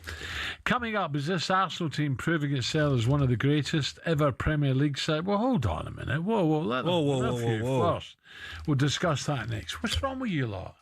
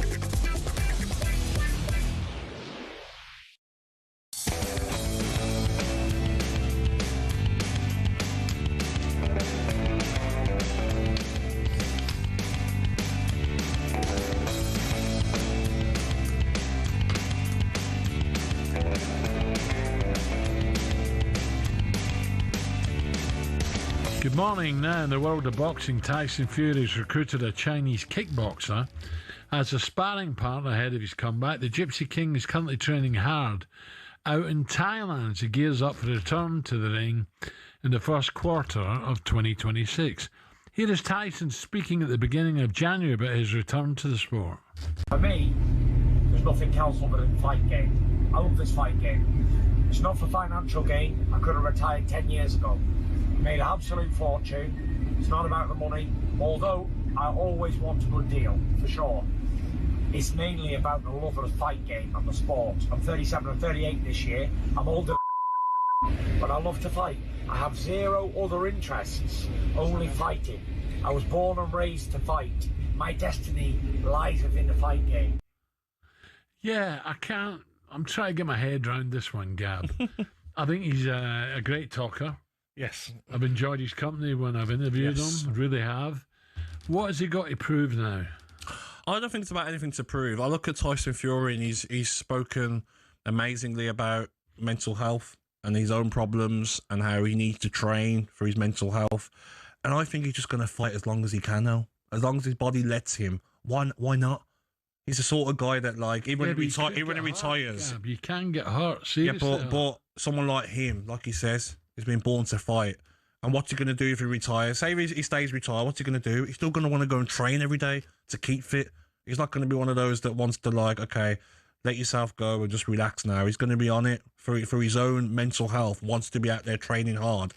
And he's still got big money to make. The AJ fight might happen. He doesn't need any money, though. But if you're still able to fight, why not? I get it from what you're saying. Like, you've managed to fight for so long now. You're 36, 37, and you've not been hurt. Why continue when there's a risk of getting hurt? But you know what these boxers are like, Al? They want to keep fighting. Look at Chisora. Just wants to keep fighting as much as he can. But Derek, how can I say this without being disrespectful? And I don't want to be. He's a warrior, wasn't he? He was never going to be the top. Not for me, but he was a warrior, and he was not scared of anyone, but his body's been punished. Do you know what frustrates me now, though, about boxing now? The good old days. Too many belts. Yeah, too many belts. But the good old days, Al, are you telling me that, like, you can just pick and choose who you wanted to fight? Why is Tyson Fury not fighting Itoma or Wardley? I'd like to see him fight Wardley. But they'll make it so that, like, no, he's going to fight this guy, and maybe we can get the AJ fight, and then that will do. Like, fighters avoid each other now, when you should be like, okay, Fabio Wardley, if you already fought Usyk twice, go and fight Fabio Wardley, but they won't want to. Let me ask you this, Gab. Why is there not a top class or a few top class American fighters now? They're struggling, aren't they? Why? They're struggling. Look at the population. They're all big guys. I know. Struggling, yep. But I think it was the last one that, was it Anderson that lost to Bacoli? Bacoli destroyed him in that fight. Said that it's too hard. They go into football, American football, or basketball and stuff like straight that. Away. But what's frustrating is, back in the day, you had to fight the best. Doesn't matter if they're young and fresh and you want to try and avoid them. You've got no choice. Like you says now, there's so many belts. You can avoid fighters. You can choose which ones you want to fight. Who's Dubois going to fight next? You know, like he's due a fight. He has to come back again. I'd love to see Dubois versus Wardley. Dubois, Itoma. But it won't happen straight away. Yeah, so your advice to Tyson was, do what your body feels, your head feels. Whatever you feel like doing, get on with it. Yeah, and maybe boxing's not his whole life, because he's got a lovely family, exactly. by all accounts. But it could be a massive part of his life he can't do without. And Al, like we talk about mental health a lot, and rightly so. And maybe the boxers, you know what, I need to go and train, and I want to keep on fighting. I'm not at my best anymore. I know that from my recent fights against Usyk, but I'm good enough to keep going, and it's my life. Because he's the sort of guy, when you watch his documentary, he needs to keep training. He needs to be out there no matter what. And he's worried about when he does retire, what is he going to do to keep his mind going? Right, now don't miss the Zone's packed fight schedule with fights every week, including next weekend. Madison Square Garden in New York City becomes the battleground as the King at 140, Lopez, takes on pound-for-pound Prince Shaka Stevenson, a must-see showdown. Then kicking off February, Nick Ball versus Figueroa and the rematch between Lee Wood and Josh Warrington. Buy the pay-per-view or sign up to DAZN Ultimate and get 12-plus pay-per-views a year, including Lopez versus Stevenson and Barrios against Garcia on February 21st. And no extra cost. Watch all these fights only on DAZN. Boxing update on talkSPORT with DAZN, the global home of boxing. Sign up now at dazn.com/boxing. Right, it's time for a wee bit of, yes, why not? A wee bit of magic, Ed. Got an issue? Why can't you see? All you need is some help from me. Give my lamp a rub. 1, 2, 3. I'm the Gabby Genie. Here we go. We all know that every good genie is able to grant 3 magic wishes with a wee rub of the lamp, and Genie Gab is no different. It's been a while since we've done this, Mr. Genie, so I'll be gentle with my first rub. Here we go. He dribbles past Giles. He's still going Sterling. It's a brilliant goal for Chelsea. He just rolled it into the bottom corner. Outrageous from Raheem Sterling. Yeah, Raheem Sterling has come to you, Genie Gab, and he's asked you to grant him the wish of being back in the Chelsea team. Is it possible? Can you grant him that wish? Definitely is possible. Every manager, well, most managers, when it comes to a new football club out, it's a fresh start for everyone. Happened with me at times. Steve Bruce coming to Villa, fresh start, got me back involved. Sterling, it's all about what Liam Rosignol has seen. Has he got him back into training? Is he still sharp? How's his mind being frozen out for so long? You know, training with the youth team. They've got options. Chelsea, Neto, Gittins, Garnacho, obviously on that wing. But new start under a new manager, why not? You know, Liam Rosignol will respect Sterling as a player and say, listen, maybe you're not going to be a big part of my plans, but to come off the bench 10, 15, 20 minutes as an experienced player, why not? Can you remember the last time he played? Yeah, but maybe he says to him, you know what, I'm going to give you 2 or 3 under 23 games. Let's have a look at you. Let's see how your sharpness is. It's not the same. Yeah, but you don't mind playing them if you've got a chance of being back involved with the first team. I think he should... It's hard now to move because who wants you? Not drop down, but I'm not saying championship, but maybe someone, you know, another Premiership side. But the wages are the problem. And like you says, he's not played in so long. So why would you take? I can't remember last time. So why would you, as another Premier League club, even think about it when it's going to cost so much in wages? If I'm Sterling, I'm saying, oh, this is a great chance now. Manager wasn't having me. New manager's in. He's going to give me a chance. Let me work hard, try and play a bit before the end of the season, and that helps him move in the end of the season. We shall see now. Pep Guardiola has come to you, Genie Gab, and asked you to grant him his wish of yet another £200 million to spend to fix the City side. Do you grant him that wish? Yeah, why not, Al? You know, because January 2025, Pep Guardiola got Marmoush, 75 million. Nico Gonzalez, 50 million. Kushanov, 34 million. Vitor Reis, 30 million. Then in the summer window, Al, just gone, he got Nipan, 13 million. Trafford, 27 million. Donnarumma, 26 million. Shirky, 31 million. Reinders, 47 million. Ait-Nouri, 32 million. And then, in January, Al, this year, Semenyo, 65 million. Gahey, 20 million, rising to 30 million. So that's a total over 3 transfer windows of 460 million. What's another 200 being spent 460? Why not? It's crazy, man. Have it. Spend what you want. It's crazy. Villa, you'd like half that to spend on the Villa squad, wouldn't you? Give us 30, 40 million now. You know, out of the 460 that Man City get to spend. This is the problem with the Premier League. And what's funny is, Man City are on the same point as Aston Villa. Says it all. Okay, I can't get enough of this, Mr. Genie, so I'd like to have another rub, please. Ed? 7 out of 7, the top of the Champions League, and arguably, right now, the kings of Europe. Finished into 1, Arsenal 3. I don't know who makes these questions up, but dear, dear. Oh, no, you want me to read this out? Arsenal fans have come to you, Genie Gab, and asked you to grant them the wish of being labelled the greatest team in the history of football. If they win the quadruple, would you grant them that wish? Well, if they do win the quadruple, then they will be, but it will be difficult, Al, but they've got every chance. I'll tell you why. Top of the Premier League, Manchester City are stuttering like you wouldn't believe. Aston Villa haven't got enough players fit. Losing Kamara is big for Aston Villa. Aston Villa won't put a title challenge in now. So I think Arsenal win the league comfortably. I really do. So that's one ticked off. Champions League. Look at the Champions League, Al. They're top. They've won every game. They've conceded 2 goals in 7 games in the Champions League. That's frightening defensively.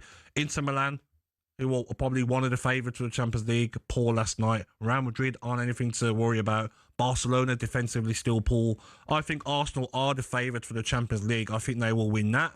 Carabao Cup, they will comfortably beat Chelsea in the second leg. Are they 3-1 up, I believe? Then the final, I think, will be against Manchester City. So you fancy them in that. FA Cup next round, they've got Wigan. They're going to beat Wigan. They've got every chance. I know it sounds wild to say, but when you've got 2.5 teams, basically, that Arsenal have got, their squad's that big and that good that Wanyeri's had to be sent to Marseille to get time. And he's starting probably half of the Premier League clubs. That's how good Arsenal are. Well, one last one. Here's one for you, right? And this will teach you. I've got 200 million quid here, and I'm going to give it to Michael Carrick. Where does that put United? Oh, well, that gives Manchester United a chance to go and get another defensive midfielder, a top one. You know, Casemiro and Ugarte aren't at the standard.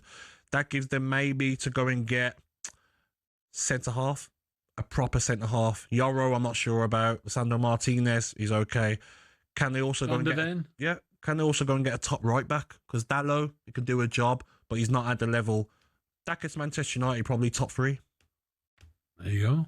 But it's money, isn't it? But some teams would love to spend that. Newcastle, multi-billion ownership. Newcastle just beginning to lose fizz. But now they need a bit of help as well. Yes, they spent in the summer. Voltemade, I'm not sure about. I'm not having him.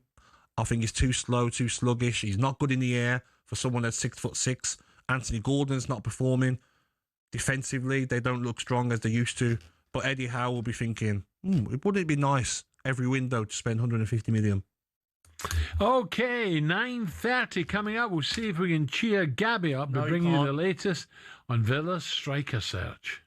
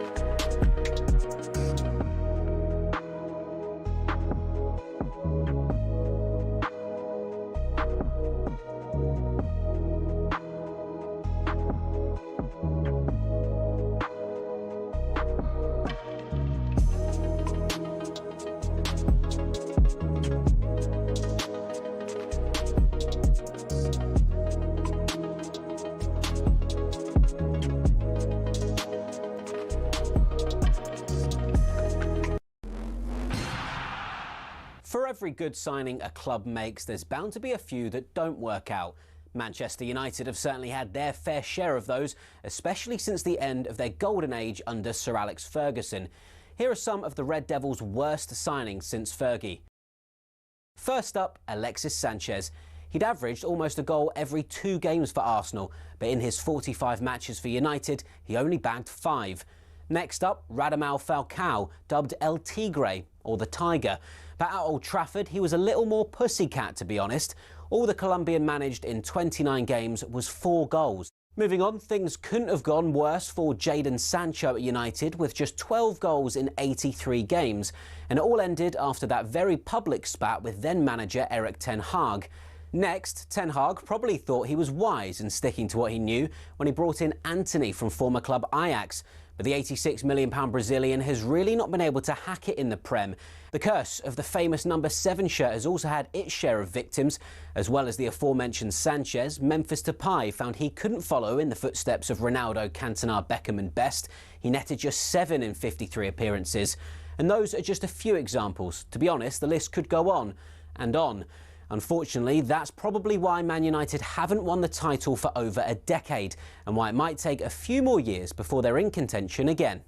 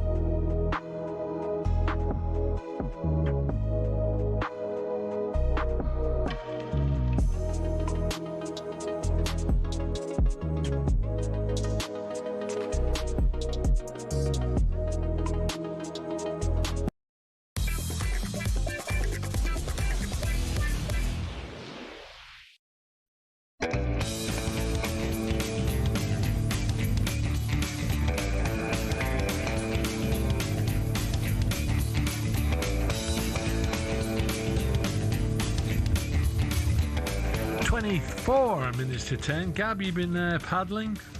Paddle tennis. Yeah. I've been playing a little bit. It's hard to get courts, to be honest. Rubbish. You have to book in advance. Very difficult. It's that popular. You do nothing after 10. Do you mean? What'd you do after 10? I'll do different. I don't get a lot of time. I try and play twice a week if I can, if I'm lucky. With who? Some friends in Birmingham. Not in London. I don't play in London. You had enough Bentley and... Too expensive, mate. Too good for you? No, in Birmingham you can pay £12 for your share of a court for an hour and a half. In London you're paying probably 35. Oh yeah? Yeah, it's expensive, Al. You can't afford that. I don't want to go work out, go home, and I've spent everything that I've earned in London. Yeah. Do you know what I mean, mate? Yeah. It's a man who was on 70 grand a week. That's long gone, mate. Gone. I doubt it. Yeah, Vegas, mate. Dancing on tables. Enjoy my life. I've noticed you've changed a lot with your attire, Gab. Really? There's no watches anymore, no flash jewellery. Can you wear a watch in London? There's no, designer wear anymore. Plain clothes, no jewellery. Yeah. To be honest, I don't want to get mugged in London, so I don't wear watches. But that's a lovely cake you were munching on earlier. What can you tell me? Where did that come from, and what type of cake? My lovely partner baked some banana bread, Alan. Did she? That's what I've been having. That's a cake. It's not bread, is it? Yeah, but it's called banana bread, but it is cake. Yeah, I was going to bring you. I brought Ali in some. Well, just one. I don't get that. Oh, so yesterday I brought Ali one in, but I didn't bring you one in because I know you're going to say something crazy about it. Like what? You'll say something crazy like, Gabby, she can't cook. I know she can't. So I'm not putting her in that position by letting you try any cake that she makes. Why did you say partner? My girlfriend, my bird. Yeah, bird. You can't say that, mate. Why? You can't, Al. Don't start, Al. Listen, you'll be on Loose Woman again. You can't say that, Al. Of course you can. You can't say bird. Lady. My lady. like woman. You can't say bird. Like they're not like a pigeon or a... No, it's an affectionate... No, mate. That only falls on horses. Can't say it anymore, mate. There you go. That's what's wrong with the world. I think they've dumped that last 20 seconds. Ooh. Right, we're 20... What? It surprised me. Right, we're 21 days in the transfer window. Would you believe it if then to go by? Well, let's find out because it's time. Here we go. Go on, talkSPORT's Big Bird. There you go. Cookie, someone's That's bird. what got me on it. talkSPORT's Big Bird Crookies Roundup in partnership with Intuit QuickBooks. Transfer window. Breaking news on talkSPORT with Intuit QuickBooks. Tackle your self-assessment with Intuit QuickBooks. Search QuickBooks to find out more. Crookies Roundup, right here every day. Crookies Roundup, which players are on their way. If an agent's got a story. Hello, Alex Crook. What you got for me? Crookie gets it first. Yeehaw, cowboy! There's a snake in my boot. Do you whatever that Crookie's bird keeps an eye on him when he's down at Goodwood. How much you put on? Or Cheltenham, how much? She's got him right sorted. Cookie won't like that. He's laughing. Don't worry He about won't that. like bird, Al. He won't, I'm telling you. How are you, Alex? All right? I'm good. Behind every great man is a great woman. That's what they say, isn't it? Yeah. Oh, a woman. Okay. See, Has Gabby ever shared his banana cake with you, Crookie? Or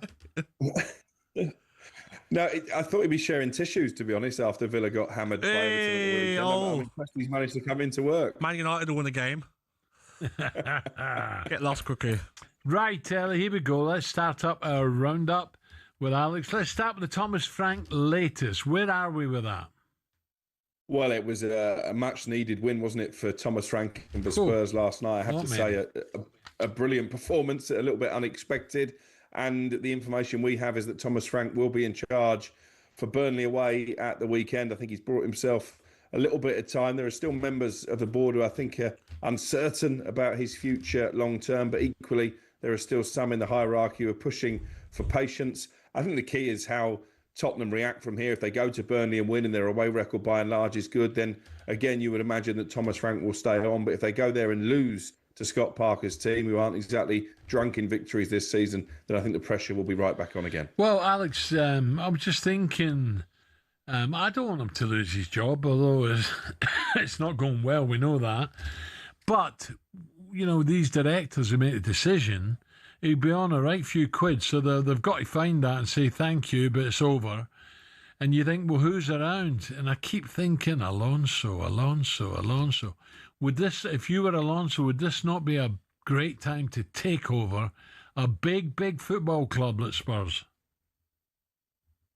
I'm not sure that he's desperate to come straight back in. I think probably he's a little bit scarred by what happens at Real Madrid, even though he didn't actually lose that many games. I think that's part of the issue, as Manchester United have found, trying to get someone to come in mid-season. You've got to remember Ruben Amorim didn't really want to do that. So I think if Thomas Frank does leave Spurs, it's more likely they put an interim in place and then look for one of those big names in the summer.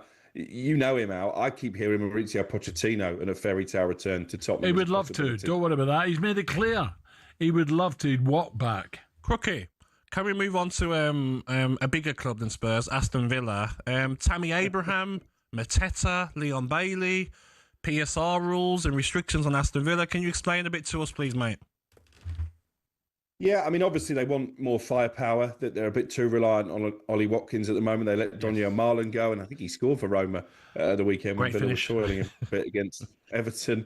Tammy Abraham is the top choice, but it's a complicated deal because obviously he is on loan. He's been on loan at Besiktas, so not only do Villa need to negotiate with Roma, his parent club, they need to do a deal with Besiktas as well. I think on his part, he's keen to make the move, obviously knows the club. Personal terms won't be an issue. Then you've got Jean-Philippe Mateta, who looks really keen to get out of Crystal Palace. But I think the transfer fee and the wages could be an issue for Aston Villa. I was told he wants double the money of what he's currently earning at Selhurst Park. Ooh, and obviously, I think Villa would pay that, wouldn't they? Surely. Well, again, as Gabby knows, because of UEFA restrictions and PSR restrictions, that they're not in a position really to splash the cash, which is why I think if they bring in a midfielder, with Kamara now out for the rest of the season, it will probably be a loan deal. I mentioned in my notebook yesterday that Ruben Loftus-Cheek is being offered around to clubs, including Manchester United. And I think he's now on Aston Villa's radar as a potential Kamara replacement. Injury record, though. I worry about Loftus-Cheek, mate. Like, we've already got Onana's injury prone. Kamara picks up his injuries. Another player to come in, Crookie. By the way, Crookie, Villa can afford it. 20 years ago, they were paying Gabby 70 grand a week. I think that's where their troubles started out. They didn't really get value for money there, did they? I wanted to give it all back to help them get Champions League. Right, what else we got? Marseille, big game tonight. Liverpool go down there, and it is a big game if you're Arne Slot. It is, but you know what? I quietly fancy Liverpool, and I think we saw last night. I covered the Inter Milan Arsenal game for talkSPORT. Arsenal made 7 changes, and they've gone and won comfortably in the San Siro. Tottenham having an absolute stinker in the Premier League, have beaten one of the top teams in Germany. So I think what you're seeing is the Premier League is so strong now that even Liverpool, who aren't the team they were last season, they should be going to Marseille and picking up all 3 points. But in terms of Marseille, one new addition for them, Ethan Nwaneri at Arsenal. Didn't look like they were going to let him go out on loan. Certainly that was what we were being told early in the window, but I think he's pushed for it because he's obviously not getting game time. There's a good relationship between Mikel Arteta and Roberto De Zerbi. I think this could be a good move for Nwaneri on loan for the rest of the season. Crookie, I want to check on you as well, mate. You had a big bust up. Where's he gone? You had a big bust up. We were calling on Friday show. I want to check that he's okay. Are you okay, Crookie? I'm okay, mate. They got a lot of traction on social media. Split opinion as to who was the victor. I think I'd done him on points, didn't I? I thought you were saying he was off to Pompey FM. Solon Not yet, FM. Al, unless you know something I don't. Alex, have a great night. Crookie. Enjoy the football tonight. Thank you. Alex Crook there. Coming up, Jude Bellingham. Jude's making the headlines for the wrong reasons again. We'll tell you why next.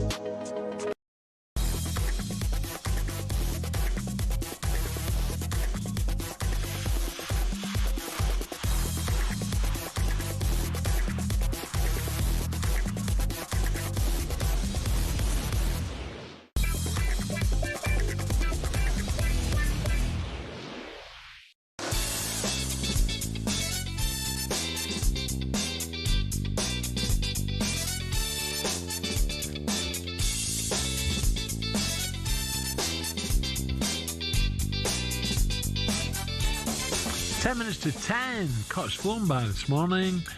Gabby's alongside me. What do we know this Wednesday morning? I tell you what, Jude Bellingham has dismissed reports about his lifestyle off the pitch as outside noise, adding his drinking celebration after scoring in Real Madrid's Champions League win over Monaco was intended as, well, just a bit of a joke back to the fans. Gab, did the press need to get off Bellingham's back? What are they saying about him? I've not read it. Yeah, I'm not sure what they are saying, but from listening to what he said after the game, he just said that it seems that people can say what they want with no repercussions. Basically, they can say that Bellingham done this when he hasn't, and I don't need to offer proof. He says I can either get a lawyer or I can just get on with it. And I think that's what he's thinking. I'm going to get on with it. Hit the back of the net. Yeah, I'm going to score and I'm going to do a funny celebration with drinking. And I feel that's the way you've got to go because it's not going to stop. They don't want you to succeed. You're going to succeed. You are succeeding. So block them out and enjoy your career at Real Madrid. He's playing very well. Took his goal well last night. Took it around the keeper. I've never heard anyone tell me, he says, oh yeah, he loves a night out. Exactly, never. No, not at all. In fact, I think a lot of players now, it's very rare you hear top-class players out getting in trouble, isn't it? No, but do you think it's part of the reason for most players at Real Madrid? People are looking for stuff that aren't there because you're at the biggest club in the world? I think Europeans have never been big boozers compared to in the UK, as in sports stars. I really don't. The reason I said it is they'd smoke, but they wouldn't drink a lot. Yeah. What I meant was, for instance, Harry Kane, Bayern Munich, he gets left alone. Bellingham goes to Real Madrid and they're at him non-stop. Is it because it's Real Madrid, it's the biggest club in the world, or is it just, you know what, we fancy trying to get some dirt on you, Bellingham, when there's nothing to get? Yeah, maybe. Don't know. I don't know what he's like, to be honest. Reports you hear, he's a good lad. He trains hard, works hard. Yeah. He said last night in his interview, I give everything to my job, to playing football. Well, I've not seen enough of him this season, but would you still choose Rodgers? Pardon me. Would you still choose Rodgers from Villa over Bellingham to start for England, or is it touch and go? If you're only playing one number 10 and you're going with Anderson and Rice behind them, I'll play Rodgers at the moment. But if I had my choice, I wouldn't play Anderson. I'd play Rice, Bellingham, Rodgers. I'd say I want one sitter and I want two in front. That's what I would. Or you can have Bellingham and Rice sitting and Rodgers in front. He's not done a lot wrong, Anderson, has he? No, he's not done a lot wrong, but he hasn't been at his best this season, especially in the last 4 or 5 games I've been watching. He's not been at the levels that he set. And maybe that's because Forest have been struggling a little bit. Yeah. Elsewhere, talk about on the lash, Harry Brook said supporters have every right to be annoyed with his behaviour after he was punched by a nightclub bouncer on England's tour of New Zealand that preceded the Ashes. Don't forget, he skippers the one-day international side for their tour of Sri Lanka, which gets underway on talkSPORT 2 tomorrow. And it's not just the cricket team that has suffered down under. There's been bad news for the Brits in the Australian Open. It's not good watching for us, Will Hubbs. Yes, Alan. Cam Norrie, the last remaining Brit in the singles. He's in a real scrap in round 2 against the flashing forehand of the American Emilio Nava. Norrie won the first 2 sets before conceding the third. He's blown a number of break points in the fourth, but he's also saved his fair share too. Plenty of chatter and fist pumping on every point. It's currently 5-all on serve. In fact, Norrie's just taken it, so it's 6-5 to Norrie on serve in the fourth. On the main Rod Laver court, the home favourite, 6th seed Alex de Minaur is a set down against the unseeded Serb Hamad Medjedovic. Big names through: Carlos Alcaraz, Arina Sabalenka, Coco Gauff and Mira Andreeva, but Emma Raducanu fizzled out against the 55th ranked Anastasia Potapova. The British number 1 was serving for the first set before losing 7 out of the last 9 games. The other Brit qualifier, Arthur Ferry, came up well short against the Argentine Thomas Martin Echeverry. But Cam Norrie's playing well. He'll need to stay dogged to convert his 2-1 lead against the heavy-hitting American, but he leads 6-5 on serve in the fourth. The Australian Open update on talkSPORT with TNT Sports. Stream every set live on Discovery Plus or watch TNT Sports channels on EE, Sky and Virgin Media. Subscription required. 18 plus. Terms and conditions apply. Oh, what a catch! Touchdown! Throw to the end zone, and it's caught for a touchdown. What a play by Topman Holmes. There's the snap. Brady throws it, and it's caught for another touchdown. Stepping up and throwing deep down the sideline is caught. It's caught. The Patriots win the Super Bowl. There's a Hail Mary, but it's intercepted. And that's the game. It's over. From down under to the US of A, and the Super Bowl's just a few weeks away. We're sending one of you and a mate, a pal, to San Francisco on the 6th of Feb to see it live, Gab. Flights, 3 nights in a hotel, spending money and 2 seats at the game. It's the biggest event in sport, and we're sorting the whole thing. When you're ready. And the competition? Oh, you're the next one. The competition? Yeah, closes tomorrow. Yeah. You've got to read it. No, I haven't. Okay. For your chance to win, text WIN to 83338. Text costs £2.50 plus your standard network rate. Come on, Gab, get on, man. Or call 0343 418 7260. Lines close tomorrow at 4 p.m. That's when you'll need to answer your phone if it rings. 18 plus, UK residents only. Yeah, answer your phone, please. 18 plus, UK residents only. This is a network promotion. Full T's and C's at talksport.com. For your chance to win, text the word WIN. 83338 now. Now, earlier this morning I was taught something new, and I proved that I'm now down with the kids. Right, 6 and 7, Gab. Yes, no.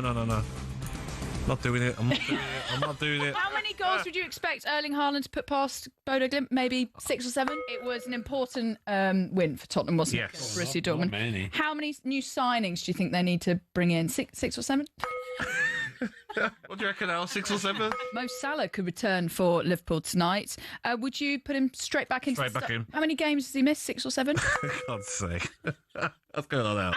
Yeah, 6 or 7 he's missed. Lots of Liverpool fans are saying sack Arne Slot now and bring in Xabi Alonso. If this run continues, how long does Slot have? It's inevitable. 6 or 7? I've nearly got my 6. You got another 6-7 weeks. There we go. Alan's involved. 6 or 7. Did you like my 6 or 7 game? No, because my annoying kids do it to me whenever I say it on accident. Gotta go to bed at 6 or 7. Or 6, 7. So they need a good more than 6-7 hours. Yeah. World's gone mad. I'll just Alan's bought into the 6 and 7. We'll wind you up for it. Oh no, it's 6:26. Thank you, Katie. I don't get it, mate. I don't, mate. No. But this is why, Al, I'm glad I'm part of the old school generation. I did excuse me, I did a Super Bowl or a big competition thing. There was a couple of things in there. I said, what's that mean? Yeah, what does it mean? No idea. I would love to go to a Super Bowl, though, Al. Be exciting. You ever been? No, it's a long day, though, isn't it? Yeah, but it'd be a good experience. Yeah, to do one, definitely. Yeah. Maybe we could win a competition. Well, San Francisco's beautiful. That's the only place you know. You keep bringing up San Francisco. No, it does rain a lot, but it's you get Fisherman's Wharf down there. You get the bay. No, it is nice. I'd love the Miami Dolphins to do better because they've got a poor team, haven't they? That'd be a nice place to go and watch them. Who's I think is going to win it? Because Ali's team are out, aren't they? The LA Rams, I think they're out. Oh, they're still in it. I can't remember. Who was that? I think who's the biggest rivals to the Rams? The Patriots, New England. Yes. Yeah, but look, who knows? You think you've got it in the bag, you have a little bet, and then the ball's still in play, and suddenly bang, bang, bang. Will Gavin is top, by the way. His commentary. Yeah. No, I hope he does well. Yes. I hope he does. Good guy. Right, Gab, that's it was a lot to get through today, wasn't it? And tonight, looking forward to big the games tonight. Newcastle, Marseille, big one. Newcastle and Chelsea, of course. Right, don't forget, big show coming tomorrow. Former Wimbledon hardman, now movie star Vinnie Jones. By the way, people don't realise how well Vinnie's done. Brilliant. Vinnie's on the show. Gabby will tell us exactly which players he was most scared of tomorrow morning, and also will react to a huge night of Champions League football. Big game for Liverpool, live on talkSPORT, don't forget. Plenty to come, and keep going with that competition as well. You could be in San Francisco. So come and join us tomorrow morning from 6 a.m., 6 o'clock in the morning on the Sports Breakfast.